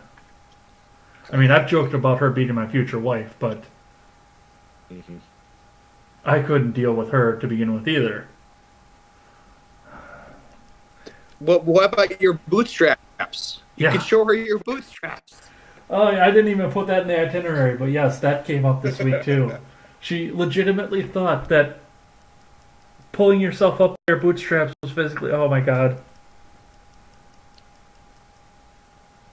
Don't think about it too long. She'll give you. My brain hurts. Yeah, she'll give you an aneurysm. Yeah. All right. I think that's about all that I have here. We're past the 2-hour mark. I'm trying to rationalize Alexandria Ocasio-Cortez. I think we're going to check in with the live chat for the last time for the night, and then we'll go through the outro here. So, let's go back. We were talking about Alameda. Ron Helton's having memory issues with his laptop tonight. He did not allow his computer to imbibe. I don't know what that meant. Yes, the company in Wuhan had a similar umbrella logo like the Umbrella Corporation from Resident Evil, so that's kind of spooky. AOC is so dumb, it's pretty wild. I like that. Even I knew that she was wrong immediately, and I didn't even graduate from college. Yeah, I went to a trade school, and I knew that was wrong. Ron Houghton. Chris, are you sure you wouldn't date that with a picture of her up there? I know, like Asian and black girls. Would I bang? Probably. Date? Nope. I'm sorry, I don't know how to pronounce your name, but I want to call you LT from here on out. AOC is fairly educated. She just can't process facts very well. Kind of like Alienware CPU, but without a monitor. You're not in her district, are you? No. No.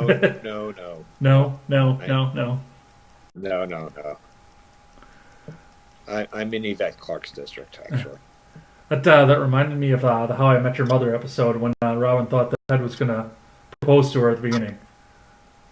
Was it 14 no's? It was no. Ted, you can't do this to me. No. That's exactly what that reminded me of. Yeah. Educated does not mean smart. People often conflate the two terms. Ron Helton she would probably have trouble making us a sandwich. Yeah, my chick loves to rip on AOC. And I always pretend she's my future wife.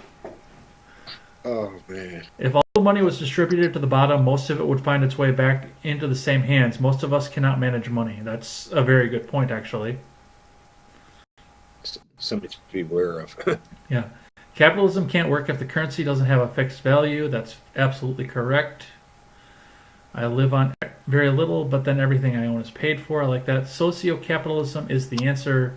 The government should offer free health care, but it should be considered the minimum standard. I've made solo videos on that. I don't care for that idea. The government should stop manipulating everything and let the markets provide. I think there's a better way to give you better quality. That's corporatism versus capitalism. Mm-hmm. You know, if you get the government is deeply and it chooses winners and losers, and that's not good for most people. It's not good for the consumer. It's not good for the citizen. I like this anecdote, though. Ron Helton, my mother broke her arm in the 30s. The doctor came to their house in the country, put a cast on her arm, checked her out each week, took the cast off, and my grandfather paid the doctor with a pig. Actually, my what's it called? My wife's grandfather was a dentist, and he in Michigan, and he would frequently get paid in food and.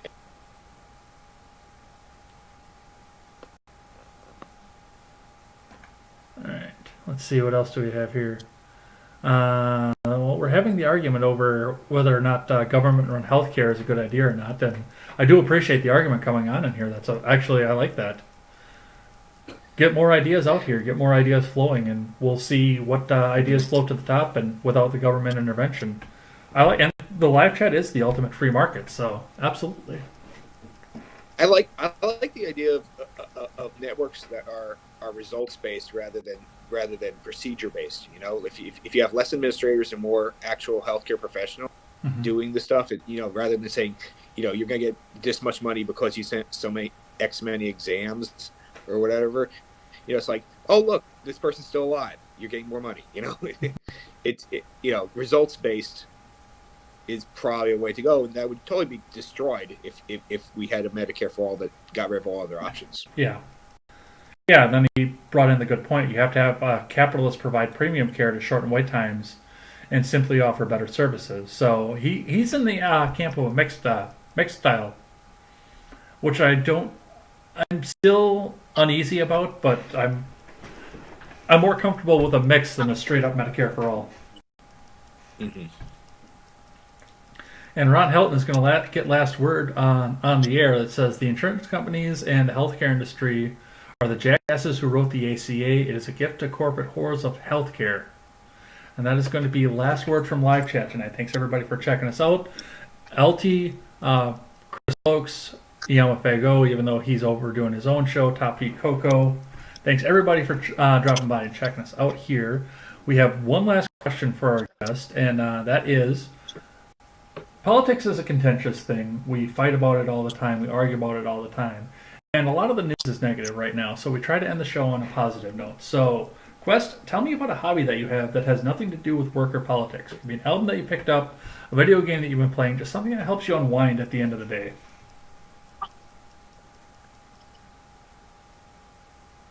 Do I have a guess? I like to travel. Oh, I don't get to do as much as I'd like, but hello, yeah. All right. I like to travel. Like to do as much as I can. My schedule doesn't permit it a lot, but a lot. So that's one thing that we particularly like. All right. So close. Hey, Quest, drop your camera if you can. Okay. I just dropped you off the screen. All right. So let's see if that improves us for the rest of the call here. Okay. Are you back in sync? Yeah, I see you. You sound fine. You look fine. Everything's fine. And our timing is on again. So, all right. Okay, that's a good thing. All right. So tell us a bit about travel again, because that's where you kind of fell out of sync and got really distorted. Oh, I don't get a lot of time off work, but we do try to make the most of it. Sometimes it's short trips, but we like to get around a lot. My wife and daughter and I, and we, one of the things that we like to do in particular is visit aquariums. Like Monterey Bay Aquarium, the Field Aquarium. We've been to a ton of aquariums, and that's like one of our favorite things. Have you been this far inland and gone to Shed in Chicago? Yes. I am planning a trip to my first trip to an aquarium. It'll actually be my first aquarium ever, and we're probably going to be doing that in the next couple of weeks. So. Oh, beautiful! You got to catch that. What's it called? The dolphin show that they got, because the background, like it opens up so you can see the lake during the show. So it kind of integrates very nicely. So Chicago's a beautiful city. You'll enjoy it. Yeah, I've been to Chicago. Well, the parts I've been to were beautiful, I should say.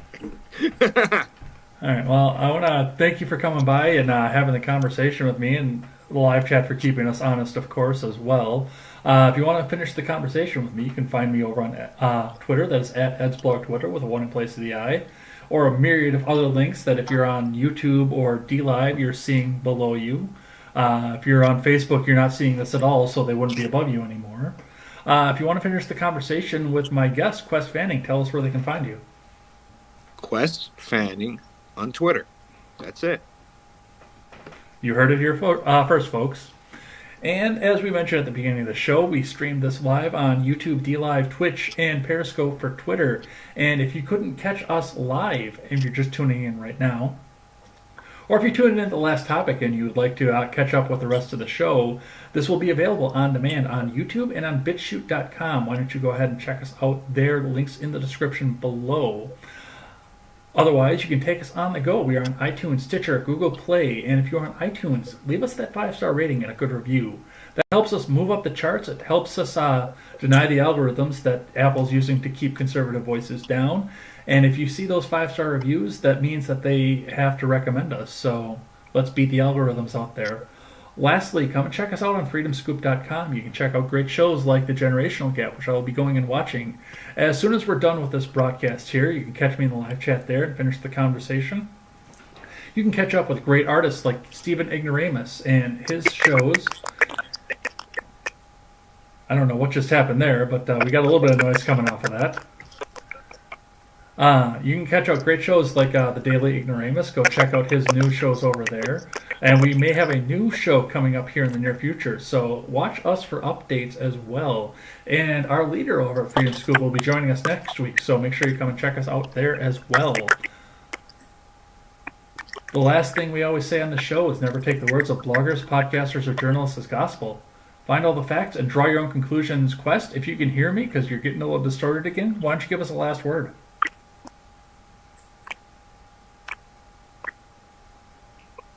I think that might be our last word. Don't hurt people. Are you there? Yeah. You hear me now?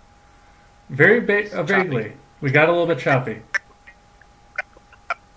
Yeah. I was just saying, don't hurt people and don't take their stuff. Truer words can never be spoken. Take care, everyone.